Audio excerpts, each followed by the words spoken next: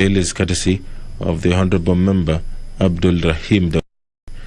The Community Health Workers Bill, National Assembly Bill number 30 of 2020, is also in the order of business this morning for the second reading. The bill is by the Honorable Member Martin Peters Owino. The Constitution of Kenya Amendment Bill, National Assembly Bill number 19 of 2019, is also in the order of business. The debate on this bill was last took place on Thursday, March 25th, 2021. The balance of time is 3 hours 10 minutes. Other bills which have been lined up for debate include the Pharmacy and Poisons Amendment Bill, the Kenya Information and Communications Amendment Bill, the Computer Misuse and Cybercrimes Amendment Bill, the National Construction Authority Amendment Bill, the Labor Relations Amendment Bill, the Pensions Amendment Bill, the Health Amendment Bill, National Assembly Bill number 14 of 2021, and the Employment Amendment Bill number 2. This is National Assembly Bill number 79 of 2019. There are a number of members who will ask questions. The member for Mwingi Central, Honorable Gideon Mulungi, will ask the Service Commission about the steps TSC is taking to address the acute shortage of teachers in Mwingi Central constituency, which has greatly contributed to the decline in quality of education in the constituency. The question for written reply by the TSC. The member will ask the Secretary of National Government to explain the measures that the ministry has put in place to address psychosocial and stress-related issues occurring among police officers, which have suicides, murders, desertion of duties, and drunkenness. And could the Cabinet Secretary also explain whether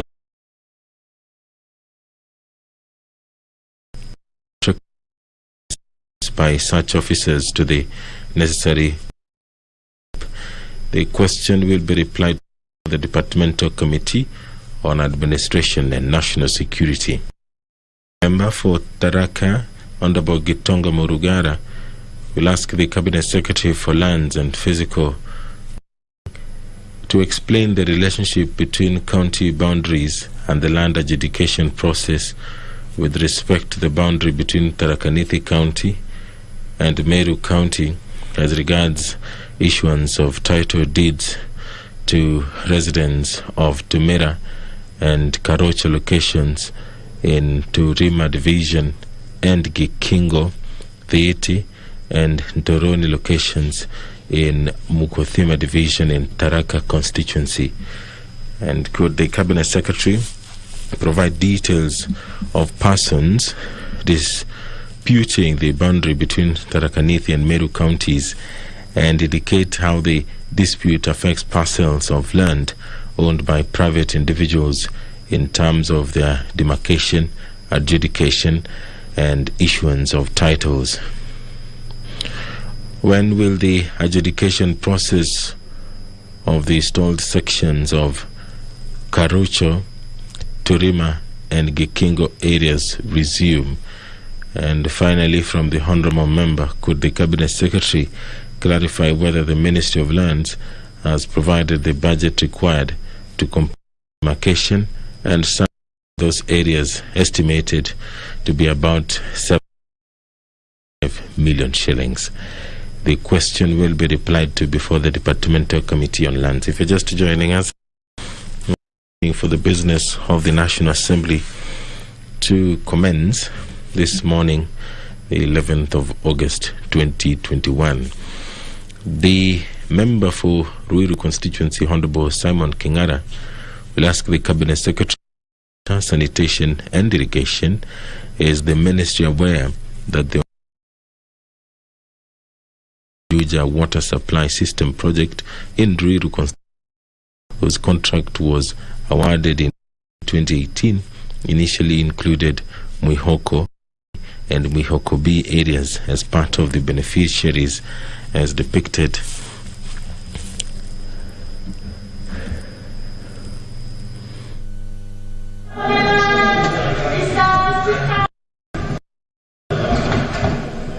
The question by the Honourable Member for Ruiru will be replied to before the Departmental Committee on Environment and Natural Resources. The Deputy Speaker of the National Assembly, Honourable Moses Cheboy, has stepped into the chambers. Now I will hand you over for this live broadcast, which has been made possible by the Parliamentary Broadcasting Unit in conjunction with the Kenya Broadcasting Corporation. I am Edward Kabasa. Enjoy your viewing.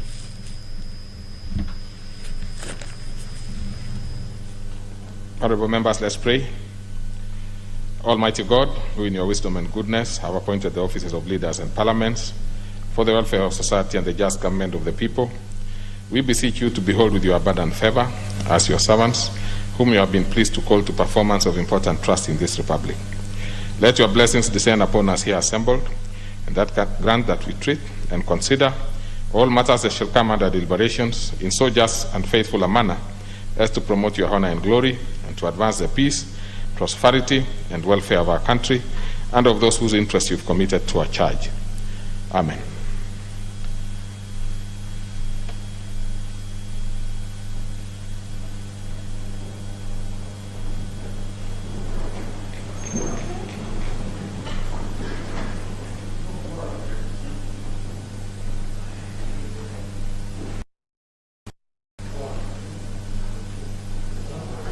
What numbers do we have? 22. Not too bad.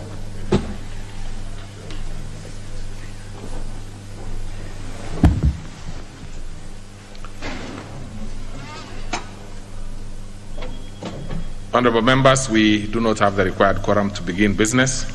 Therefore, I order the bell to be rung for 10 minutes.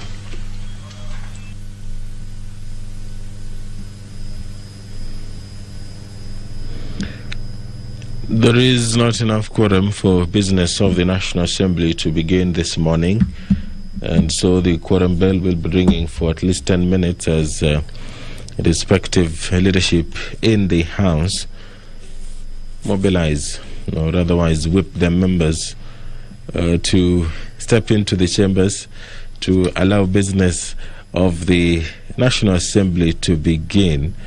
The standing orders of the National Assembly speaks about the quorum necessary for the commencement of the House. Part 7, which speaks about the quorum of the House, subsection 34 or standing order 34.1 says a quorum of the House or of a committee of the whole House shall be 50 members.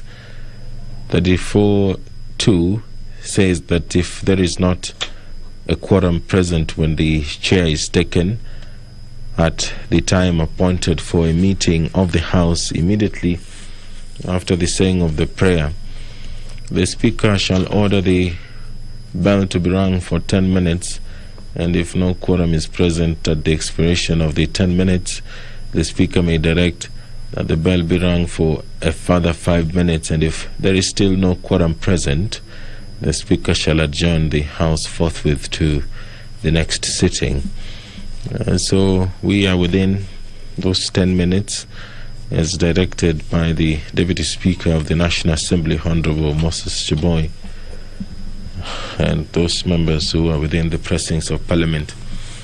They are being encouraged to walk into the chambers, take their seats, and enable the business of the National Assembly to proceed.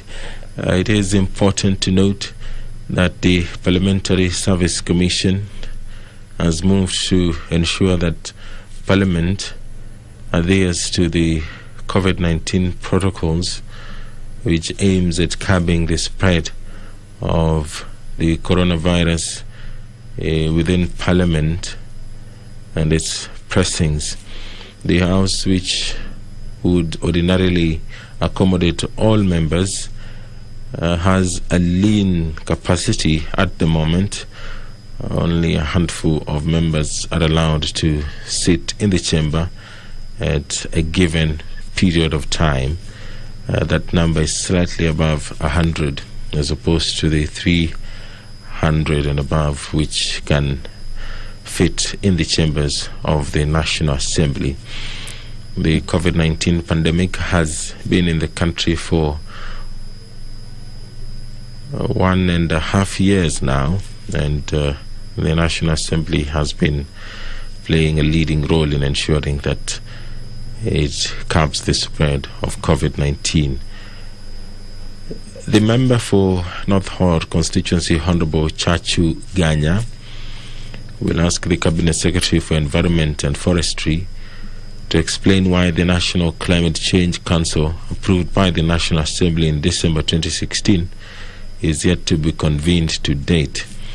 Could the Cabinet Secretary also explain why the Climate Change Fund, provided for in the Climate Change Act of 2016, is not yet operational?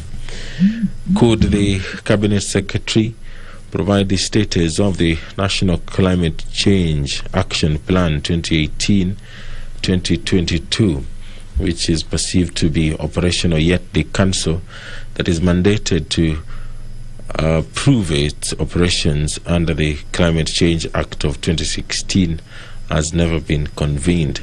The question by the Member of Parliament for North Horr will be replied to before the Departmental Committee on Environment and Natural Resources.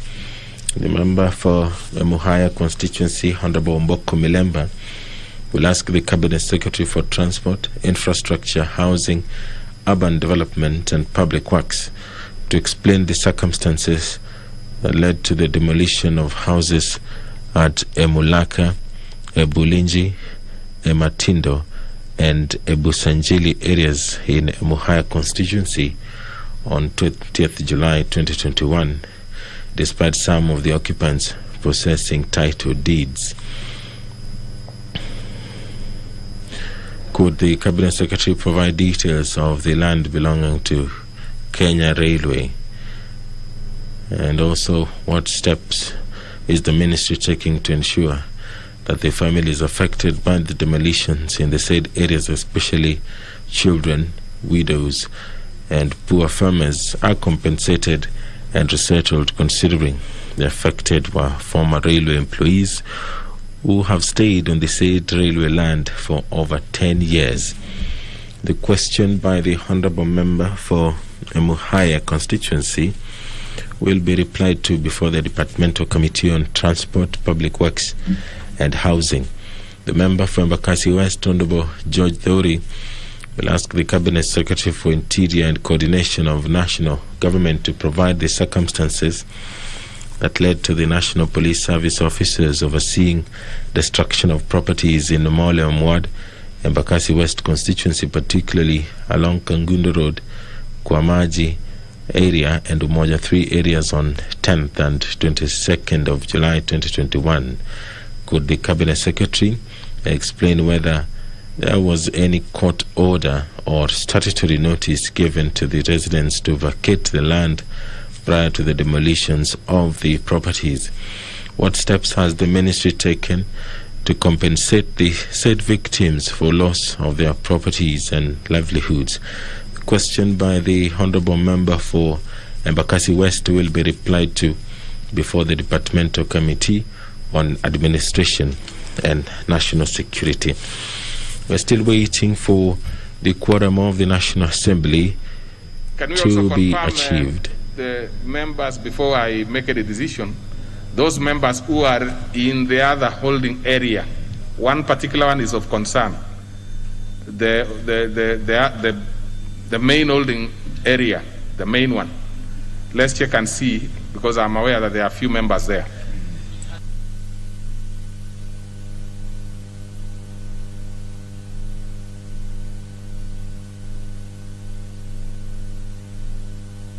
Speaker of the National Assembly has directed the House leadership to ensure that any member who is within the precincts of Parliament, especially the holding area, honourable to members, make their way into the chamber. We have now made the required quorum, and therefore we'll begin business. Order number 1, administration of oath. Order number 2, communication from the chair. Order number 3, messages. Order number 4, petitions. I see the Honourable Rehema Hassan, the member for Tana River County, has a petition. Proceed and... Yes, you have the microphone now, the Honourable Hassan. Thank you, Mr. Speaker. I rise to read the public petition number 26 of 2021 regarding harassment of residents in Tana River County by the Kenya Wildlife Service at Kora National Park. I, the undersigned, on behalf of residents of Bangalore Ward, Bura constituency, Tana River County, draw the attention of the House to the following. That Kora National Park, which spans over 1,787 square kilometers, is a natural resource in Tana River County that offers sanctuary to wildlife, including several of the big 5 species.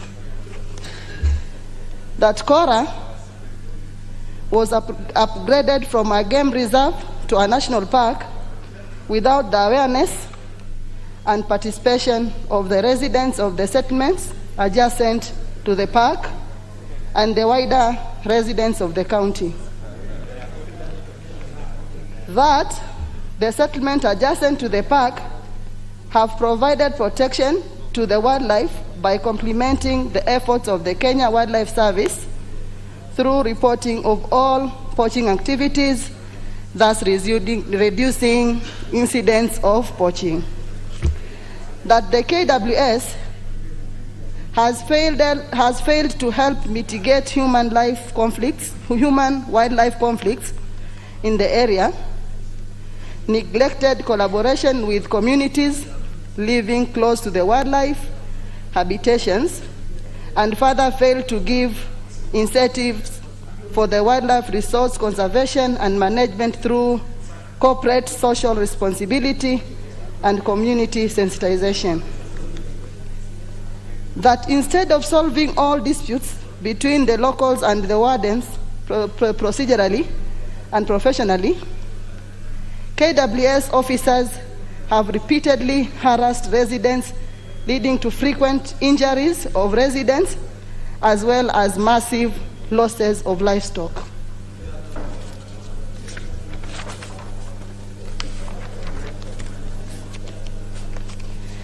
That the arising disputes are administratively presented in Meru County, where the park is managed from instead of Tana River County, where the park is situated. That the growth of the neighboring Boca town, which is situated at the boundary of the park, has been inhabited by KWS's constant intimidation of business people intending to invest in the town, thereby raising suspicion of the future plans to overturn the town via park boundary expansion. That efforts to have these grievances addressed by the relevant government agencies, including the Kenya Wildlife Service, have not yielded any fruit. And that the issues in respect of which this petition is made are not pending before any court of law or other constitutional or legal body. Therefore, your humble petitioners pray that the National Assembly, through the Departmental Committee of Environment and Natural Resources, 1, engages the relevant government agencies with a view to determining the original boundary demarcation between Kora National Park and the adjacent community settlements, including Boka Town community. 2, obtains for public access the public participation and corporate social responsibilities report from KWS emanating from engagement with the local residents living around Kora National Park. 3, reverts the park back to its original status of game reserve and secures the involvement of local.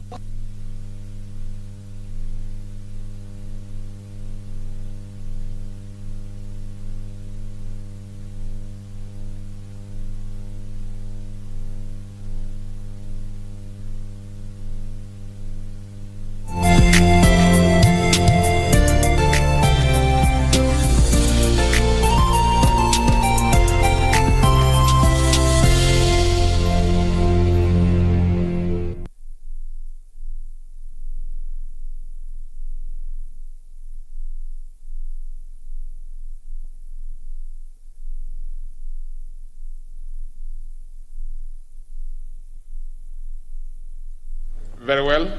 Now, on this particular one, I'll give a few members who might want to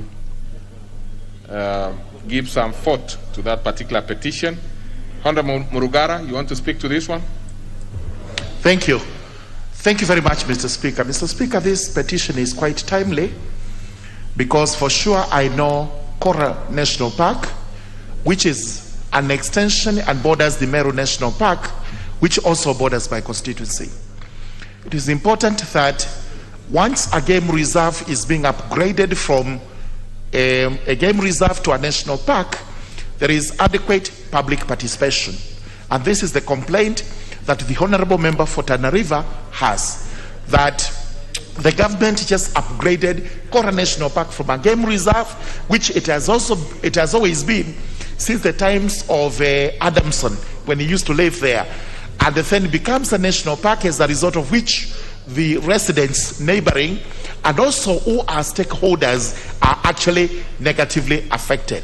And this is not just to Kora, even to Meru National Park as we speak now. There is a dispute that is ongoing between the residents of Balabala constituency and the residents of my constituency, purely because there has been no public participation as regards the movement between the Meru National Park, Balabala and Tharaka constituency. As a result of which there are skirmishes, there is unrest, which we are asking the government to look into. This is timely and therefore needs immediate attention. Thank you very much. Honorable Mboko Milemba. Thank you, Honorable Speaker, for this chance. I want to just weigh in on one thing about this Kora National Park. On my trips around the country when I'm doing the other jobs, I arrived in that particular area, Tana River, and I found that the conflict between animals and human beings was so thorough. So I support this petition as raised by Honorable Member, that in that area, Honorable Speaker, even working for teachers and other civil servants is impossible. And how often do you go there and get reports that one day students wake up and find their leopards in the classes and they have to find them? Another time, Honorable Speaker, I was shown pictures of a teacher who had been mauled by a hyena. It was so serious.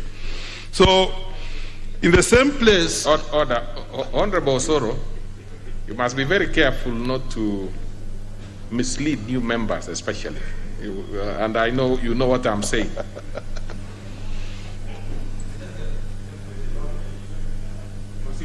Thank you. So in the same area, Honorable Speaker, when it comes to even events like exams, supervision and administration, it's almost impossible because of this human-wildlife conflict that has been let go loosely without control. So I want to support, because I've been there, is an area, Honorable Speaker, where schools are run even under the trees, despite the fact we'll find the Minister for Education speaking very strong. Thank you, Honorable Speaker. I support. Honorable Rasso, Member for Saku. Thank you very much, Honorable Speaker. Honorable Speaker, I support this petition on about 3 grounds. One, these animal sanctuaries, whether they are national park or national reserve, belong to the people of Kenya. And as such, the constituents or the people who border those parks and national reserve actually must co-own that particular facility with the government of Kenya. Honorable Speaker, secondly, KWS appear to be so concerned about the animals, the animal welfare, and with total disregard for the well-being of the communities who live around those sanctuaries. Thirdly, KWS must be seized of CSR, corporate social responsibility, because whatever is attracting those particular areas to be reserved for national park and game reserve is because the environment is good for the wildlife. But at the same time, the people of those areas are denied access into those areas. So they must do things like schools. They must make sure there's compensation when animals destroy public facilities or even social amenities. Thirdly, the issue of water is very important, because around this park, during this time, especially when there is drought, the livestock keepers go into these reserves and game park. So to avoid that, they must make sure that they invest in water resources for the communities who live around those parks. Thank you, Honorable Speaker. Honorable Chachuganya.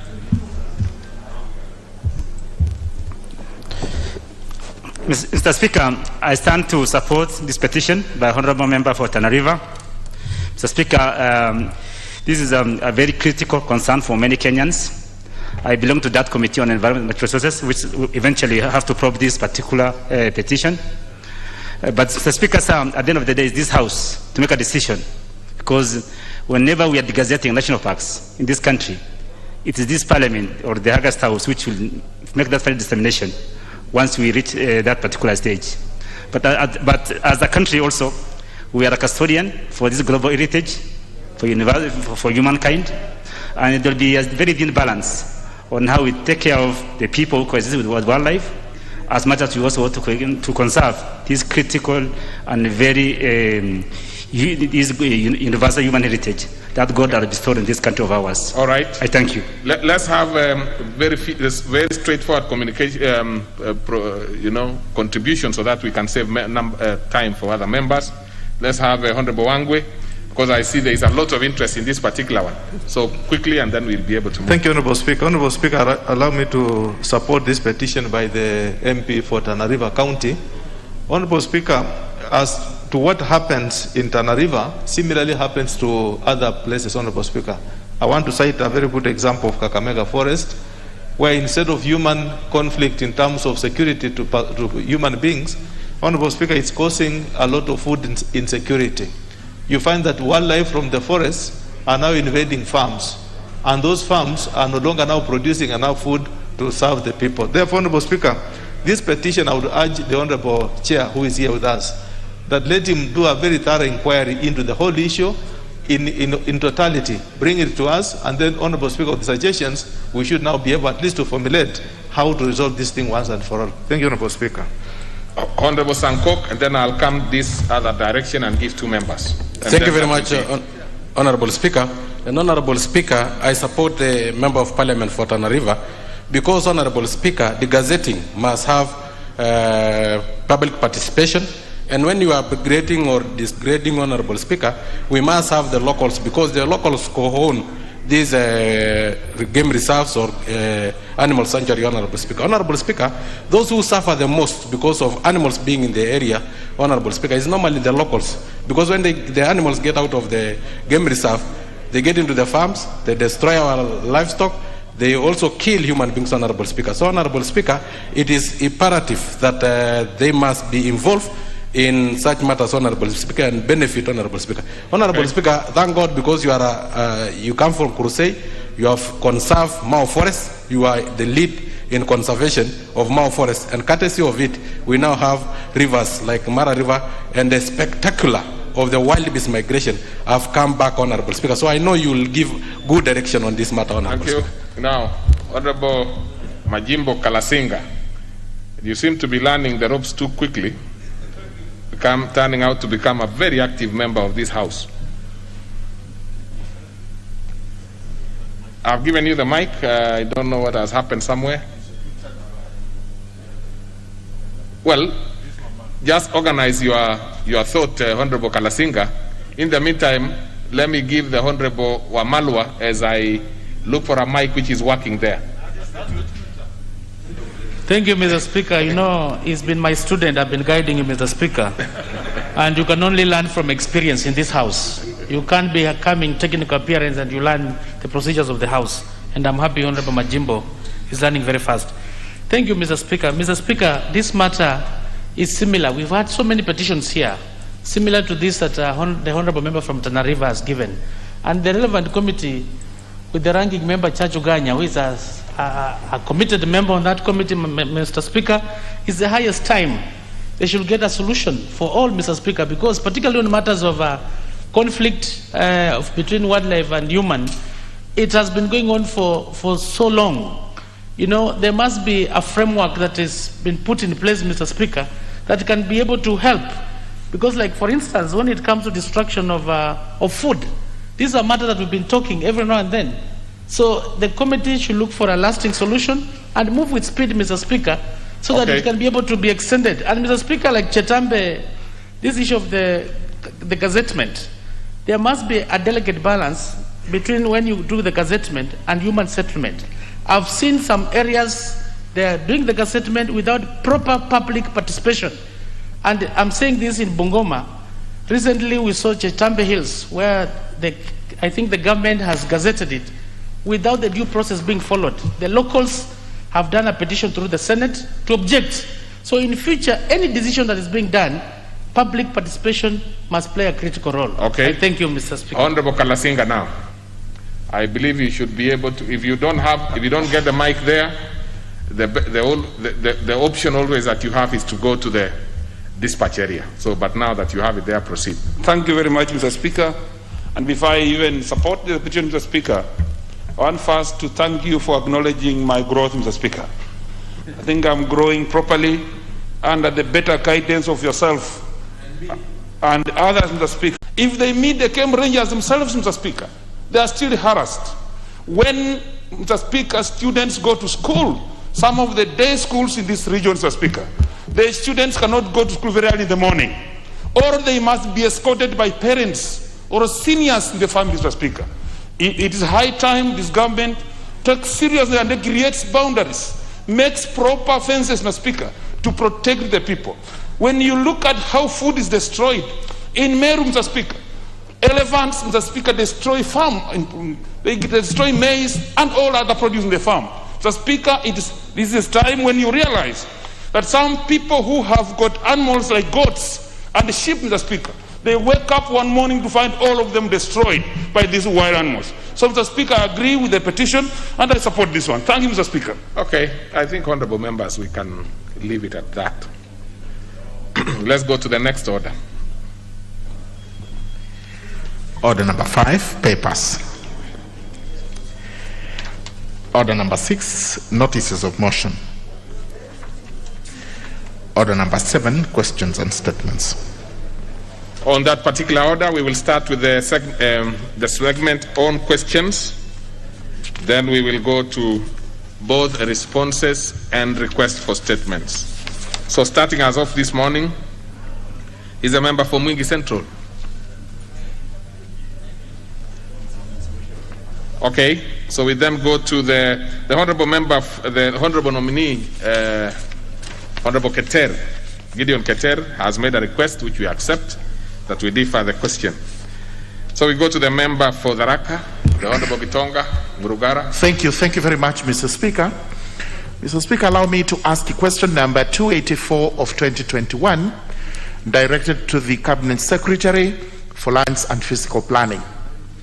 Number 1, Could the Cabinet Secretary explain the relationship between county boundaries and the land adjudication process with respect to the boundary between Tharaka Nithi County and Meru County as regards issuance of title deeds to the residents of Turema and Karocho locations in Turema Division and Gekingo, Thiite and Torone locations in Mukofima Division, both of Tharaka constituency? Number 2, could the Cabinet Secretary provide the details of persons disputing the boundary between Tharaka Nithi and Meru counties and indicate how the dispute affects parcels of land owned by private individuals in terms of their demarcation, adjudication, and issuance of titles? Number 3, when will the adjudication processes of the stored sections of Karocho, Turema, and Gekingo areas resume? And number 4, could the Cabinet Secretary clarify whether the ministry has provided the budget required to complete the demarcation and survey processes in those areas, estimated to be about Kenya shillings 7,750,000?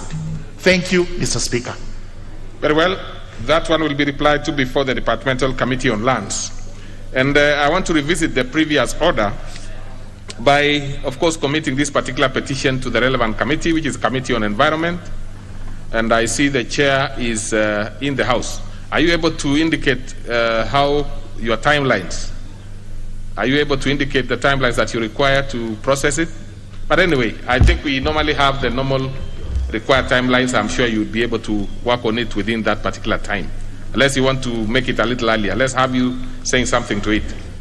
Yes, proceed. Thank you, Mr. Speaker. Mr. Speaker, I want to appreciate the petition by the Honorable Lema Hassan, who is also a member of the committee, and I want to give the undertaking that within the next 1 month, we will have disposed of with that petition. That will be perfect. So that is perfect.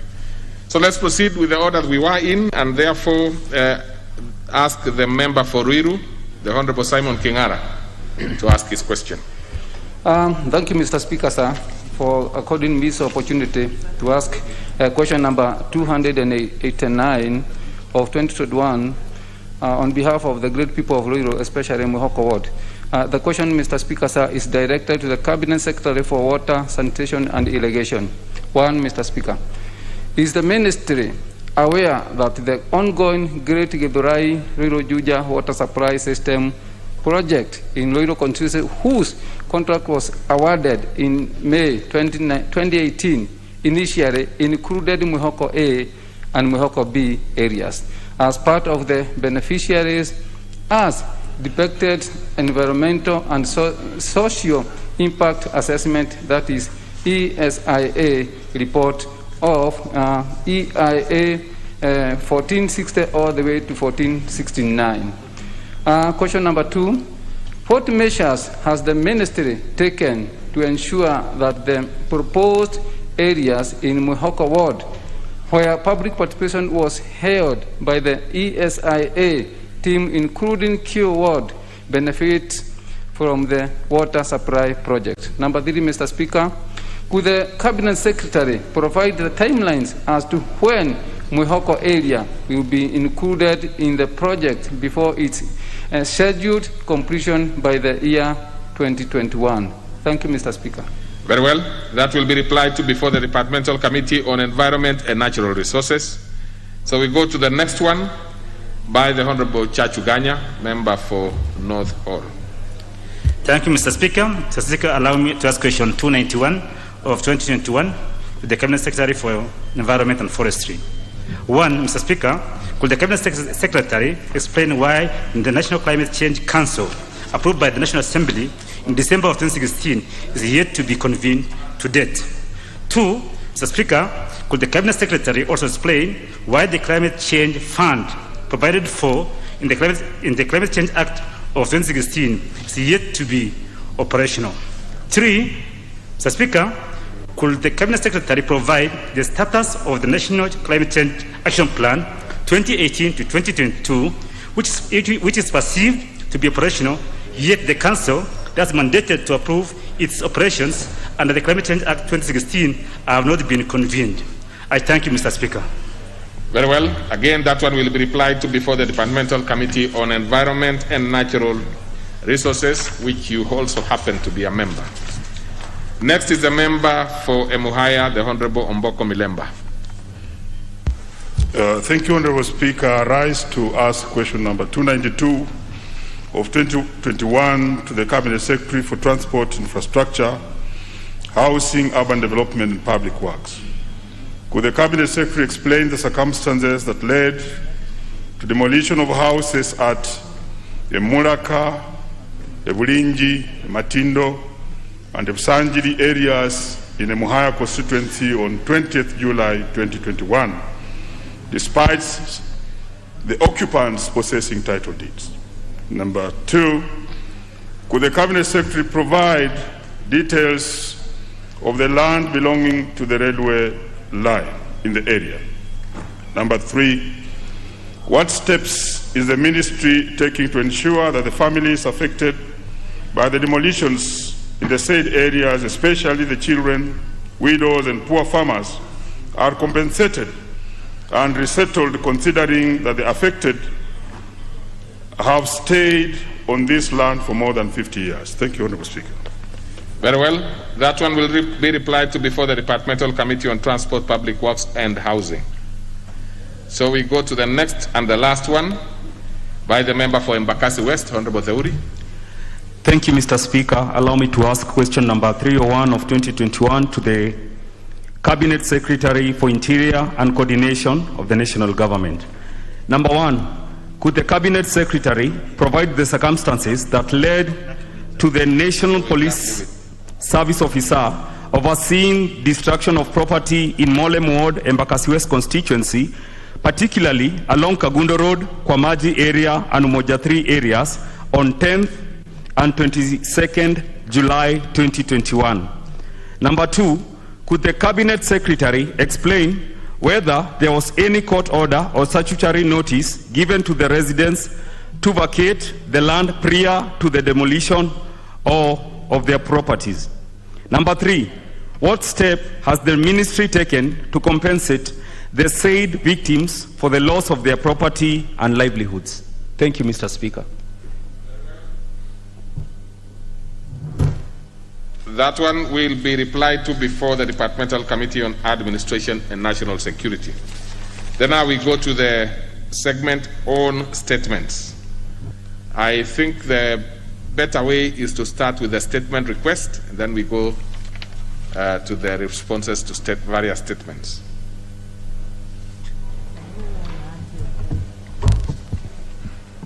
We, honorable members, will be going as per those ones which are annexed in the order paper.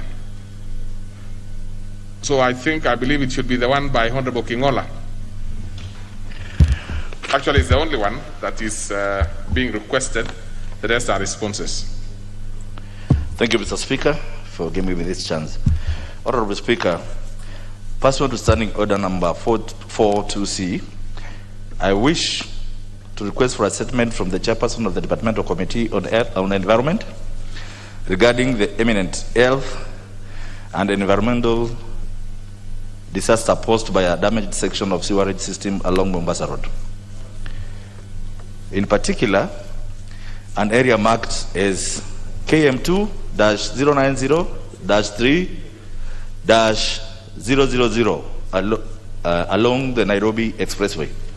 Honorable Speaker, the 27.1 kilometers Nairobi Express project was commissioned in October 2019, and the project begins from Lolongo through the Jomo Kenyatta International Airport, JKIA, and Nairobi Central Business Center, District, to Westlands area along Waiyaki Way.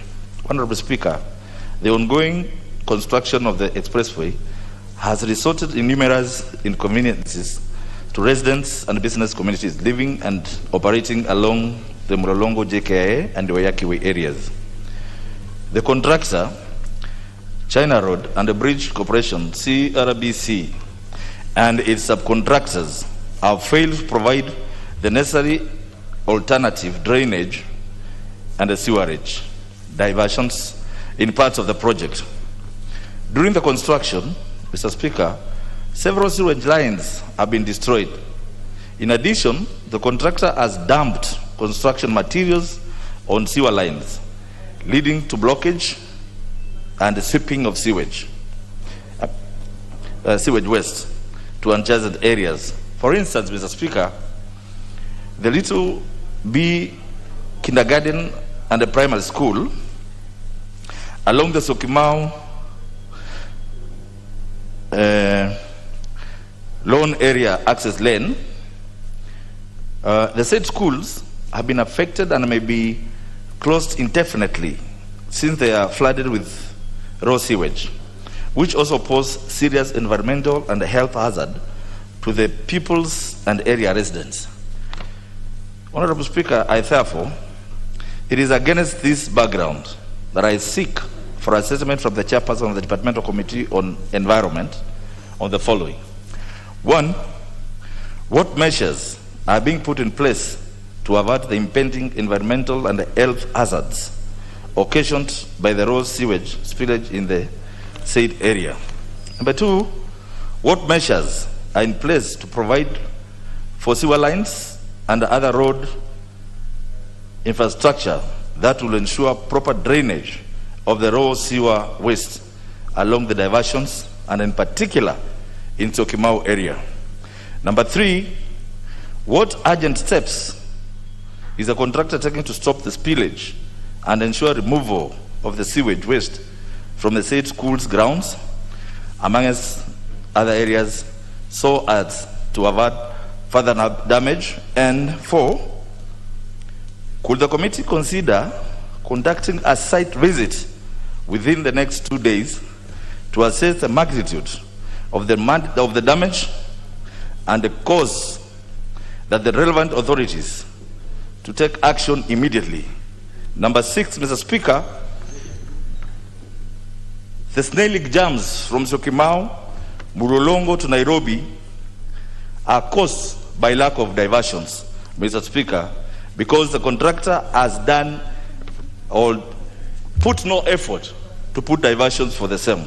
Mr. Speaker, again, there is a lot of dust that the contractor is not watering as is in the BQs of the Ministry of Infrastructure. Mr. Speaker, I also want to thank the Honorable Ichungwa, who has helped me to bring in this statement, because I think he has his relatives around there. So, Mr. Speaker, I hope they feel represented, and I thank you, Mr. Speaker. Even before I committed to a committee, I'm eager to know, why is it that you feel that it's the Committee on Health that would do better in this particular? Because my thinking is that this is basically an environmental issue. You said environment? Yeah, because I thought you spoke about health. There might be health issues, but I think environment is the better one. That's fine. So before I commit to the committee, I'd give 2 members from either side to see if there is any issue that you would want to have it there before I give the chair of the committee to tell us the timelines and the preparations that he would make. So, Honorable Pukose. Thank you, Honorable Speaker. Honorable Speaker, I think as the committee on environment looks at this issue, I think it is important, there is that environmental impact assessment, if it was done on this project, and what is the status of that environmental impact assessment, because they need to look at that report.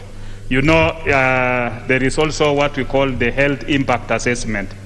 Any road that you build, how does it affect the people selling along that road? Because when you look at this road, there are even shops and markets which are along the road, and people are selling vegetables and fruits and all that.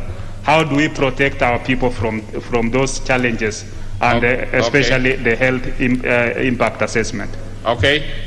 Let's have the Honorable Mbuki telling us what he's going to do, the Honorable Chair. Thank you. Thanks so much, Mr. Speaker. Mr. Speaker, I want to thank the MP for Mavoko, Donald Macau, for bringing this issue, which, Mr. Speaker, has been in public domain. And I want to appreciate the magnitude of the environmental and health issues which have been raised.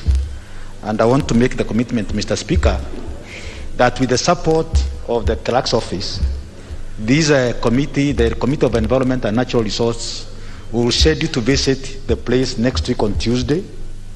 And at the same time, within the course of next week, Mr. Speaker, we engage the relevant authorities, and specifically the Ministry of Infrastructure, as well as the Ministry of Water and Sanitation. Mr. Speaker, we're having two contracts there. There's the contract to do the expressway, and the government has also committed more than 3 billion to relocate the existing water and sewer pipeline. So, Mr. Speaker, I strongly want to believe that the contractor who is handling the issues of sewer and water pipeline will be able to move with speed so that the same can be restored. So, Mr. Speaker, I'm requesting for 2 weeks so that the Committee of Environment and Natural Resources can be able to come and give a comprehensive statement on how the matter has been resolved amicably, so to avert any health and environmental issues which is coming up in Mavoko. I thank you, Mr. Speaker. I hope the member for Mavoko has heard that. We hope that that thing will be, of course, dispensed with as quickly as possible. So we go to the other segment, which is the responses to statements. We will start, let me see the order on which we will start. Which one is being responded to first? Let me confirm.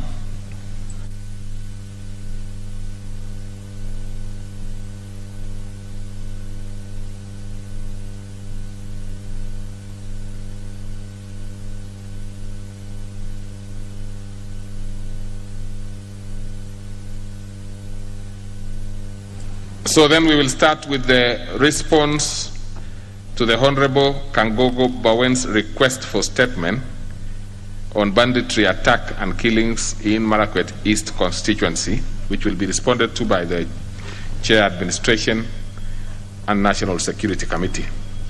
Are you ready, the Honorable Chair? Yes, sir. Then proceed.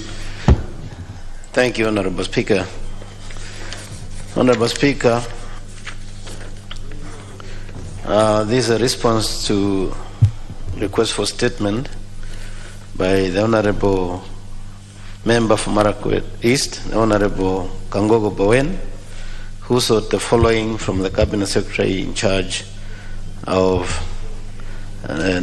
Interior and Coordination of National Government. 1. Could the Cabinet Secretary explain the measures the government is taking to address the resurgence of raids and banditry in Marakwet East constituency?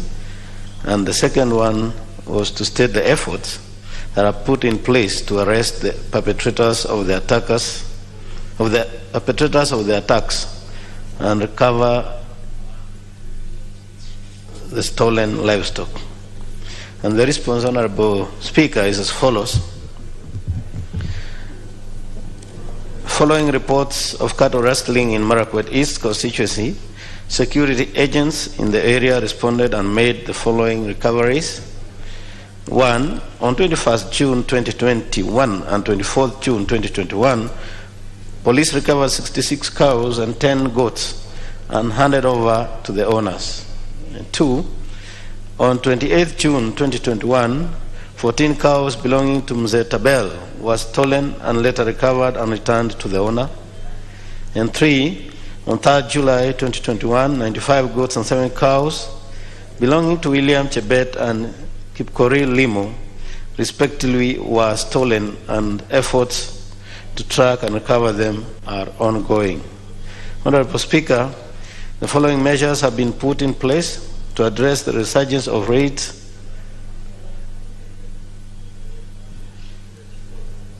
and banditry in the constituency.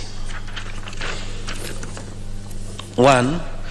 Peace committees are actively engaged in bringing the warring communities together. So far, the efforts are bearing fruits. And 2, security patrols have been enhanced and additional personnel have been deployed in areas of Kaben, Chepto, and Kaptora operation camps which are strategically situated along possible entry routes normally used by bandits. 3. Collection of intelligence has been enhanced in the banditry-prone areas, and on 20th July 2021, police officers acting on intelligence laid an ambush in cabin location, grazing fields, where suspected 6 Pokot raiders were fatally shot. And 4. The frequency of peace barazas has been enhanced between the warring communities. Honorable Speaker, the government has employed various measures in efforts to recover stolen livestock and arrest of the perpetrators involved in these activities. That since 21st June 2021, a total of 211 heads of cattle, 262 goats have been recovered. Similarly, 2 notorious suspected cattle rustlers, namely Kisang Loklem and John Kiplagat, have been arrested, and police are using information received from them to track and recover stolen livestock. The SCCIO Marakwet East is profiling and monitoring all known suspects to establish their networks and funding with an aim to effect arrest for those found to be involved in cattle rustling menace. However, the following issues continue to pose a challenge to the security agencies, namely 1, the cattle rustlers are treated as heroes, and thus the community members are never willing to share intelligence on their activities or inform on their hindouts. Order. There must always be social distance among members, unless they came from the same house. Order. Order, honorable members. I do not know what is really. Well, proceed. And members must always keep social distance, as I've repeated, unless they came from the same house. Proceed.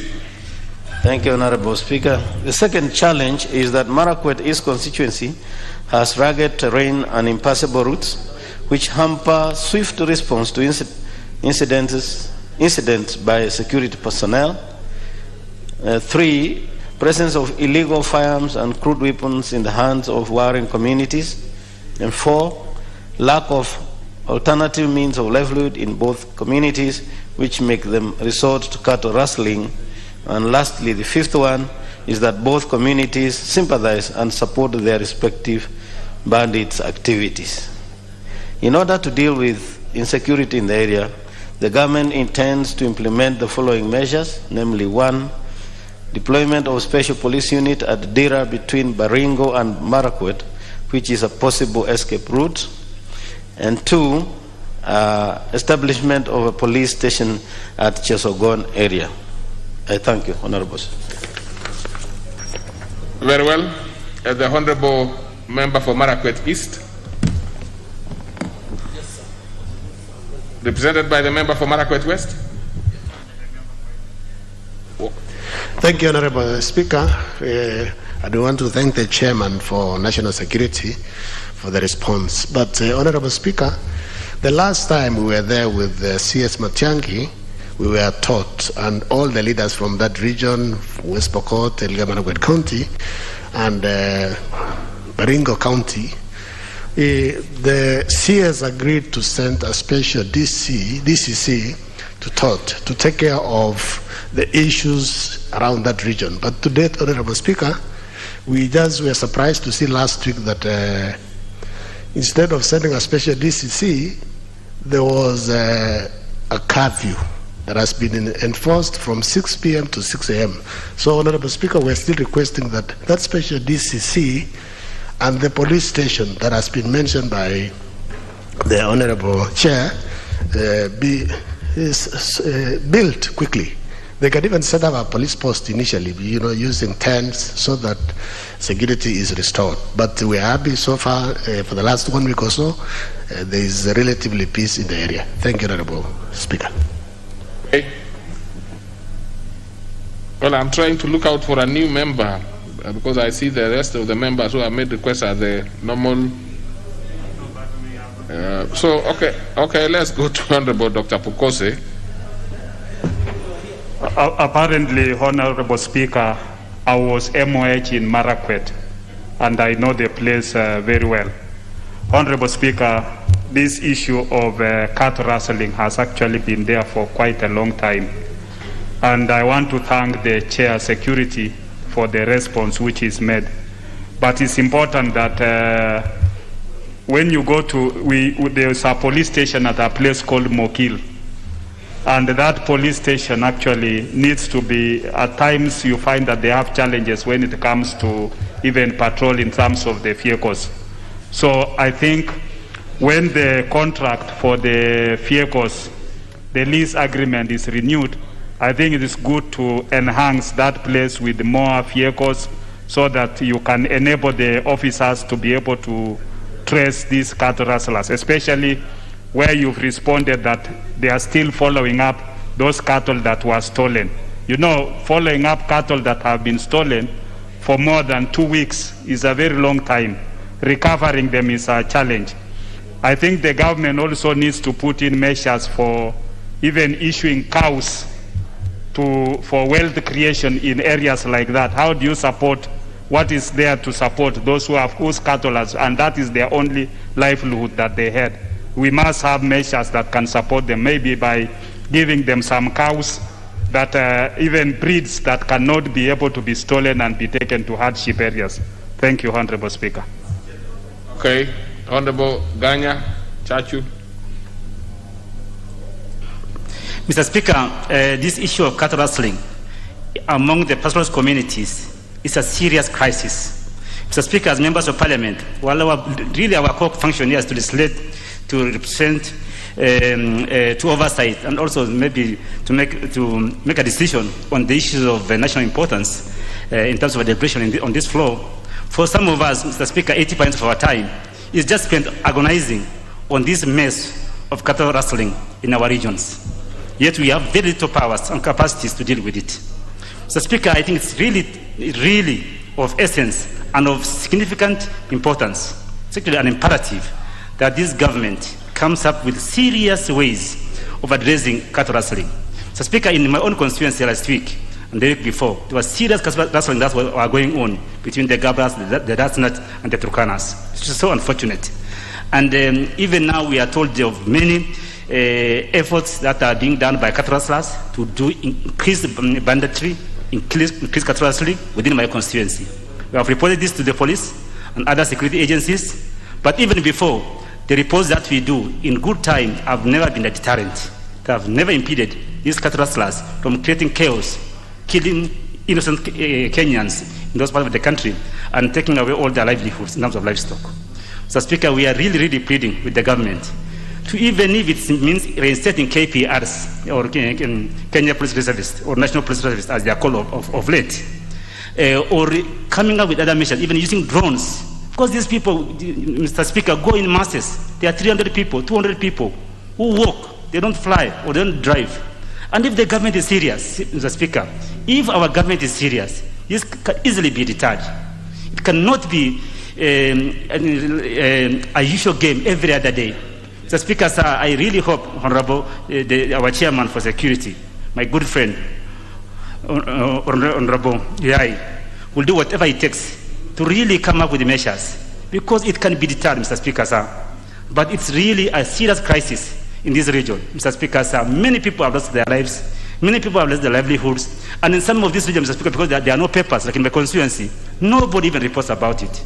Mr. Speaker, we are really pleading for the government to do something. I thank you for the time, Mr. Speaker. Yeah, though, honorable members, I should guide that even as you make those kind of contributions, let it be specific to this particular one, or a more generalized one in terms of issues of policy. Because if you ask the specifics like what Honorable Ganya has said, you are definitely free to seek your own personal, a statement or petition or a question that you bring it yourself, so that the details can be inquired into better. Lastly would be the Honorable Member, Honorable Sankok, briefly, then we will wind it up. Thank you very much, Honorable Speaker. And there is a time you say that you are trying to look for new members. Honorable Speaker, don't punish us for being very loyal and being very active and being ready to participate in debates in this National Assembly. Honorable Speaker, let me thank Honorable Peter Mwathi, the chairperson of the Committee on Interior. You know him, he's Mudhuri wa Modegi. There are only 3 in this country. That is Uhuru that's Kenyatta, on a parliamentary language. and we would not trust you to. Well, by the way, I think you could easily interpret that. Yeah, let me interpret. That would be very interesting. Yes, that means there are only 3 people in this country who have been given the leadership, traditional rungu in Kikuyu, and those are then how did 3. How did you know it? There are 3. No, I know because history is very clear and it is all over. So it is Peter Mwathi, the Right Honorable Justin Muturi, and His Excellency Uhuru Kenyatta. Honorable Speaker, so I thank him for coming up with that very elaborate response to this menace of cattle rustling. I just want him to go further and realize that this cattle rustling is actually a capital crime, sanitized traditionally, so that it does not sound very offensive. But in reality, there is murder, there is rape, there is deportation of masses, and there is stealing, and robbery, Honorable Speaker. So if we can have policies geared towards naming it as it is, that is robbery, it is rape, it is murder, Honorable Speaker, I think we can be able to use the security apparatus to ruthlessly deal with these people, Honorable Speaker, because they are really draining the energy of the good citizen of this country who keep livestock for their livelihood to drive the economy, but all of a sudden you have been made poor simply because of something, a crime that have been sanitized traditionally. Because if you hear cattle rustling, you may not think that it is actually murder. You think robbery is more bad and worse, and when you respond to robbery with violence, then you see the security responding very quickly. But for cattle rustling, they put it as if it is a cultural thing. So, Honorable Speaker, I support the petition, and I also support the petitioner. All right. Thank you. All right. Do you have anything to say in response to the Honorable Mwathi? I see most of the members are basically encouraging you to do more, but they seem to be satisfied with your answer.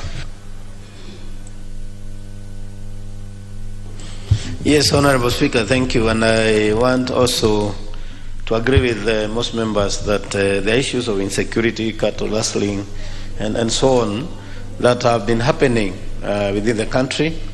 And only to let members know that 2 days from today, that's on Friday, I'll be meeting the CS in charge of security together with his team to give us the state of containment of insecurity in the entire country, after which then I'll bring a report here in the chamber for members to see. And we want to cover all areas because there are so many statements and petitions regarding security or insecurity for that matter in this country, and we felt it's necessary for us to engage with the entire team and get counter reports on peace and security matters so that we can also appraise this House.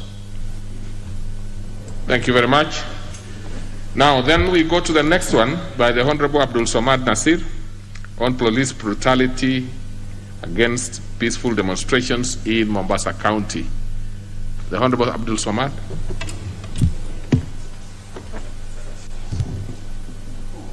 Okay. So it's a response, but still we would be happy when we see members who, in fact, many a times the chairs are accused when they are not in the House. I think we should treat the members in exactly the same manner when they are not in the House and the statements are being responded to. You know, it's good for them. We would expect them to be asking getting clarifications from the chair. So you don't simply request for a statement and leave it there. So, okay, you can proceed and respond to that one. Probably I will not open it up to too many, interventions because the member is not here himself. Proceed, the Honorable Mwathi. Thank you, Honorable Speaker. Honorable Speaker, the member for Parliament for Movita constituency sought a statement regarding police brutality against peaceful demonstration by residents of Mombasa in expressing their views on ongoing conflicts in the Middle East. In particular, the members sought to be informed on the following: that could explanation be given on the plans put in place to end the manner in which police are handling peaceful demonstrations in Mombasa County to allow them freedom of expression as stipulated in Article 4 of the Constitution of Kenya? And two, whether the Cabinet Secretary could provide an assurance on the manner the police could handle the residents of Mombasa to express the emotions in solidarity with the Palestinians. The response is as follows, Honorable Speaker.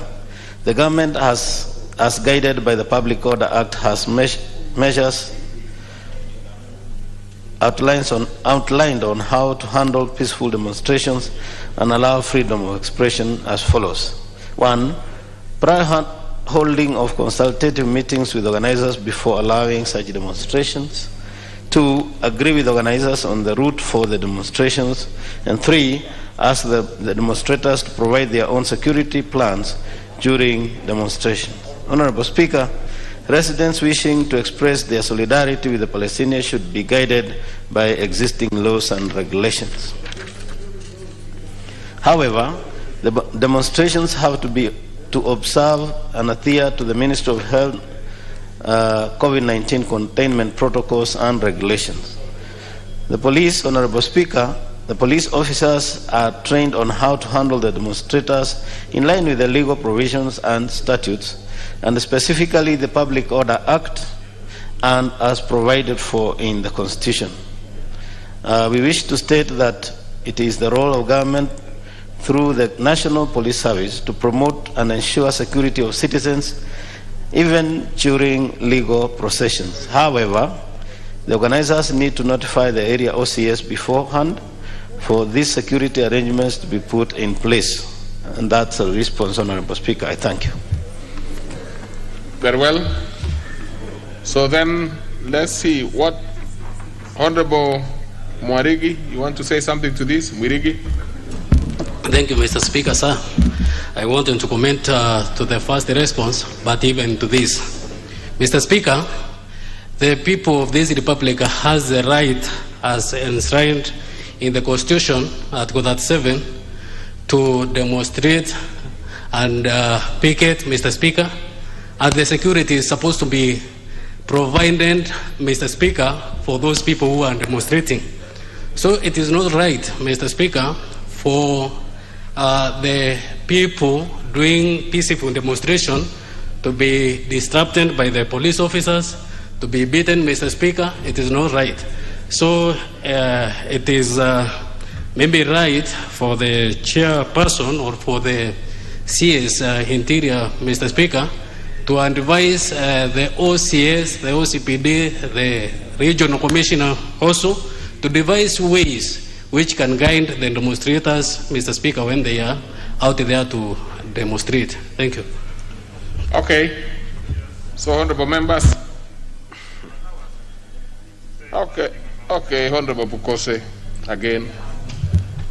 Thank you, Honorable Speaker. Honorable Speaker, although I don't support the position of the Palestinians because I am pro-Israeli, but those who are demonstrating against the state of Israel, they should be allowed to demonstrate. We have no problem with that. What is the relevance of that one to this? If you read the reply, it is talking about those protesting in support of the Palestinians by Abdul Samad, that they were forcefully told, put down not to protest. But I think they should have been allowed to protest. And Honorable Speaker, what I also wanted to comment is what happened in Embu, Honorable Speaker. It is shameful for the police to use brutality and even kill people who are demonstrating following the death of the two young men who were killed by the police. Honorable Speaker, extrajudicial killings in this country must come to an end.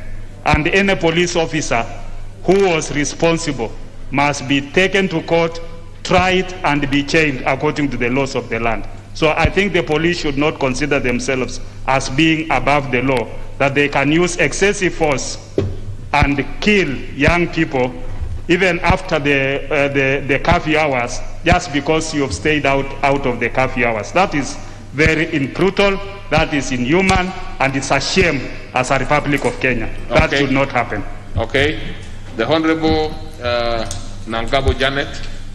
Thank you, Mr. Speaker. Mr. Speaker, I want to comment to the first question. That is about security, because I'm the neighbor to Marakwet, Honorable Speaker.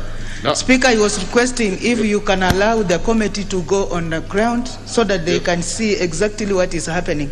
Because when we just wait for the CS or the PS to respond to these issues, Honorable Speaker, they are not familiar what is happening down there, Honorable Speaker. Okay. And then about the second one. You are now concentrate on the second one because we disposed of the first one. Thank you, Honorable Speaker. Honorable Speaker, you see, when you see people protesting or people doing mandamano, Honorable Speaker, those people want to give the signs that they are not satisfied with what is happening, Honorable Speaker. So, Honorable Speaker, it is up to the security to make sure that they protect each and everybody in this country. Thank you, Honorable Speaker. Inyamai. Honorable Speaker, thank you for giving me a chance to comment on this response that was given by the Chair, Interior. And I think what the Chair may have tried to do was to avoid delving into the matter of foreign relations issues so that he doesn't concentrate on the matter of the Palestinians and the Israeli and focus on the local issues. So I think he has done quite well. I would like just to say that Kenyans have become more informed on facts that they can demonstrate, they can air their petitions to government, and I think it is time that during training and even in-service training that police officers have been exposed to know that Kenyans have a right to demonstrate and stop handling with people with too much brutality. Honorable Speaker, this is a human rights issue and it needs to be taken seriously by the Chair. So I think the Chair has done very well. Okay. Again, Honorable Sankok. And that will Thank you very much. I've given all the members who wanted to make requests to contribute to this. Thank you very much, Honorable Speaker, and the response is quite well so that we don't bring the diplomatic issues in our own local issues, Honorable Speaker. But, Honorable Speaker, extrajudicial killing in this country is becoming rampant, and we condemn it with the greatest term possible. Honorable Speaker, police brutality is also becoming a norm in this country, and it's high time that the Inspector General of Police realize that this country is governed by law. Again, in demonstration, the demonstrators should also know that their rights stop where other people's rights start. You cannot purport to be demonstrating, destroying properties, and blocking roads, blocking ambulances that are taking people to hospital, and you also want to be treated with dignity while you are infringing into other people's rights. You have the rights as a demonstrator, but also those road users and investors in this country have rights. So I think my advice to the Chair is that as you try to address this issue, let us balance so that nobody's rights is infringed at whatever cost. Thank you. Very well. So then we move to the next order. No, sorry. Let's have the Honorable Mwadi responding to anything that arose out of those many interventions. Thank you, Honorable Speaker. And I want to agree with members that yes, the Constitution allows for demonstration, picketing, and so on. But the only thing is that it needs to be done with the confines of the law, and that's what the CS is saying, that there needs to be discussion between the OCA so that what is it, Honorable Sanko? Honorable Pasaris seem to be attracting a lot of, because the social distance in this country is still a directive from the Ministry of Health. Honorable Speaker, and Honorable Pasaris was earlier sandwiched between the two honorable members, Osoro. And now again, there are no sandwiches here. Order, Honorable Sanko. Yes. Take your seat. You have made a very reasonable, You have made a very reasonable intervention that we should keep safe distance. But the issue of sandwiches here and others, you know, we are in the chamber. Those ones are probably in the other side. But honorable members, kindly, now honorable members, you must keep social distance. Honorable members, you must keep some social distance, and I see some members actually flouting that even as maybe I would help you members to send some of you out so that you can consult better outside there. Honorable Wanjala, now I must Honorable Wanjala. No, it's this one. It's mostly Honorable Basaris is the one that's doing it. Take your seat, Honorable Basaris. And Honorable Wanjala, you will not be allowed at all to flout the social distance requirement. Thank you very much. Let's proceed. Thank you, Honorable Speaker. As I was saying before, the issue of alleged sandwich came up, is that I agree with members that there is no police officer who should use excessive force, and that at the same time, Honorable Speaker, to let members know that we also have IPOA, which is also oversighted by this committee, and we take seriously the reports that come from IPOA in regard to police excesses on what the members of the public are doing, or if there are any brutalities. But at the same time, to inform members that it's good for anybody wishing to demonstrate or picket to liaise with authorities as alluded to by the CS, so that, one, they can get security, and also the security of those people along which route they will be passing. But generally, Honorable Speaker, we bring this also to the attention of the CS in our meeting with his security team. I thank you. Thank you very much, Honorable Mwadi, and you've done very well. Present to answer, to respond to all the statements. That is good. And the members, you must keep up. If you do not do that in future, we probably will not ask the chairs to respond. So do you have any other? I'm not aware. Probably that was supposed to be coming in the afternoon. Which one is that, the Honorable Mwadi? Because to the best of my knowledge, what we were to do in this morning, we have done. Honorable Speaker, I had 3 in the morning and 3 in the afternoon. Which one is that? This one is the one that was requested for by the member for Turkana East constituency, Ali Mohammed Lokiru. You see where the problem is? Whereas I have no problem with that, the members are guided by what is in the appendix of our order paper. So if he is not going to be here, probably will be disadvantaged because he probably did not know that it was going to be responded to. So unless he's here, I would request that you do it in the afternoon.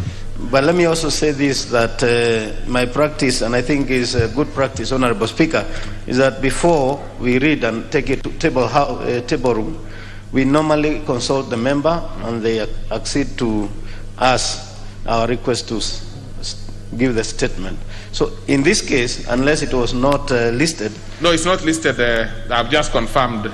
That's fine. Then positively that it was not listed. It's been actually listed for the afternoon. All right. Now, well, it's good that you are being very efficient. Yes. But the problem is, if the member had gone through the order paper and seen in the appendix of the afternoon order paper that is going to be then, we will actually disadvantage him. So kindly be available in the afternoon to reply to that. Thank you, Honorable Speaker. I'm properly guided. Thank you. So we go to the next order.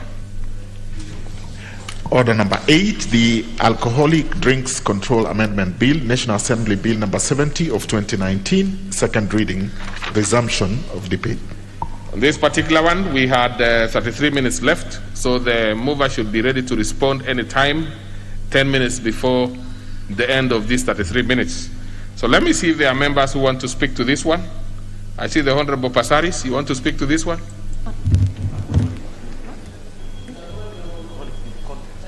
Well, but you had placed your intervention, or what was it about? Okay. So then, for members who want to contribute to this particular one, can I get an indication by them pressing intervention slot so that I don't remove you from the main slot? So I see only one member interested in this, Honorable Murigi. Thank you, Mr. Speaker. Mr. Speaker, first I want to thank Honorable Osoro for bringing this bill here, Mr. Speaker. Mr. Speaker, the advertisement which are done through our televisions, Mr. Speaker, concerning ALCO, Mr. Speaker, the timings, the way the advertisements are done, Mr. Speaker, are supposed to be set in a way that they are advertised when the children are already gone to sleep, Mr. Speaker. Because those advertisements encourages the young generation, Mr. Speaker, to engage in alcohol, Mr. Speaker, in early age, and even in misbehaving, Mr. Speaker, because their age, Honorable Speaker, does not allow them to engage in alcohol. So there ought to be maybe some regulations which regulate the way advertisements are done, Mr. Speaker. And when those regulations are put in place, Mr. Speaker, whoever goes against those regulations, Mr. Speaker, that person should be charged, maybe in the court of law, so that at least we can manage the way advertisements are done. Secondly, Mr. Speaker, the selling of the alcohol. I understand that there are some guidelines, Mr. Speaker, on the people who are supposed to purchase or who are supposed to be allowed to take alcohol. But nowadays, Mr. Speaker, anybody can purchase alcohol, Mr. Speaker. Anybody can go to those bars, Mr. Speaker, and drink the way he wants, Mr. Speaker, regardless of the age, Mr. Speaker. So also, there must be some regulations, Mr. Speaker, and some penalties, Mr. Speaker, which are set for those who sell alcohol, Mr. Speaker, to underage children, Mr. Speaker, the age of 18 and below, Mr. Speaker, so that at least we can bring sanity in this country, Mr. Speaker. Mr. Speaker,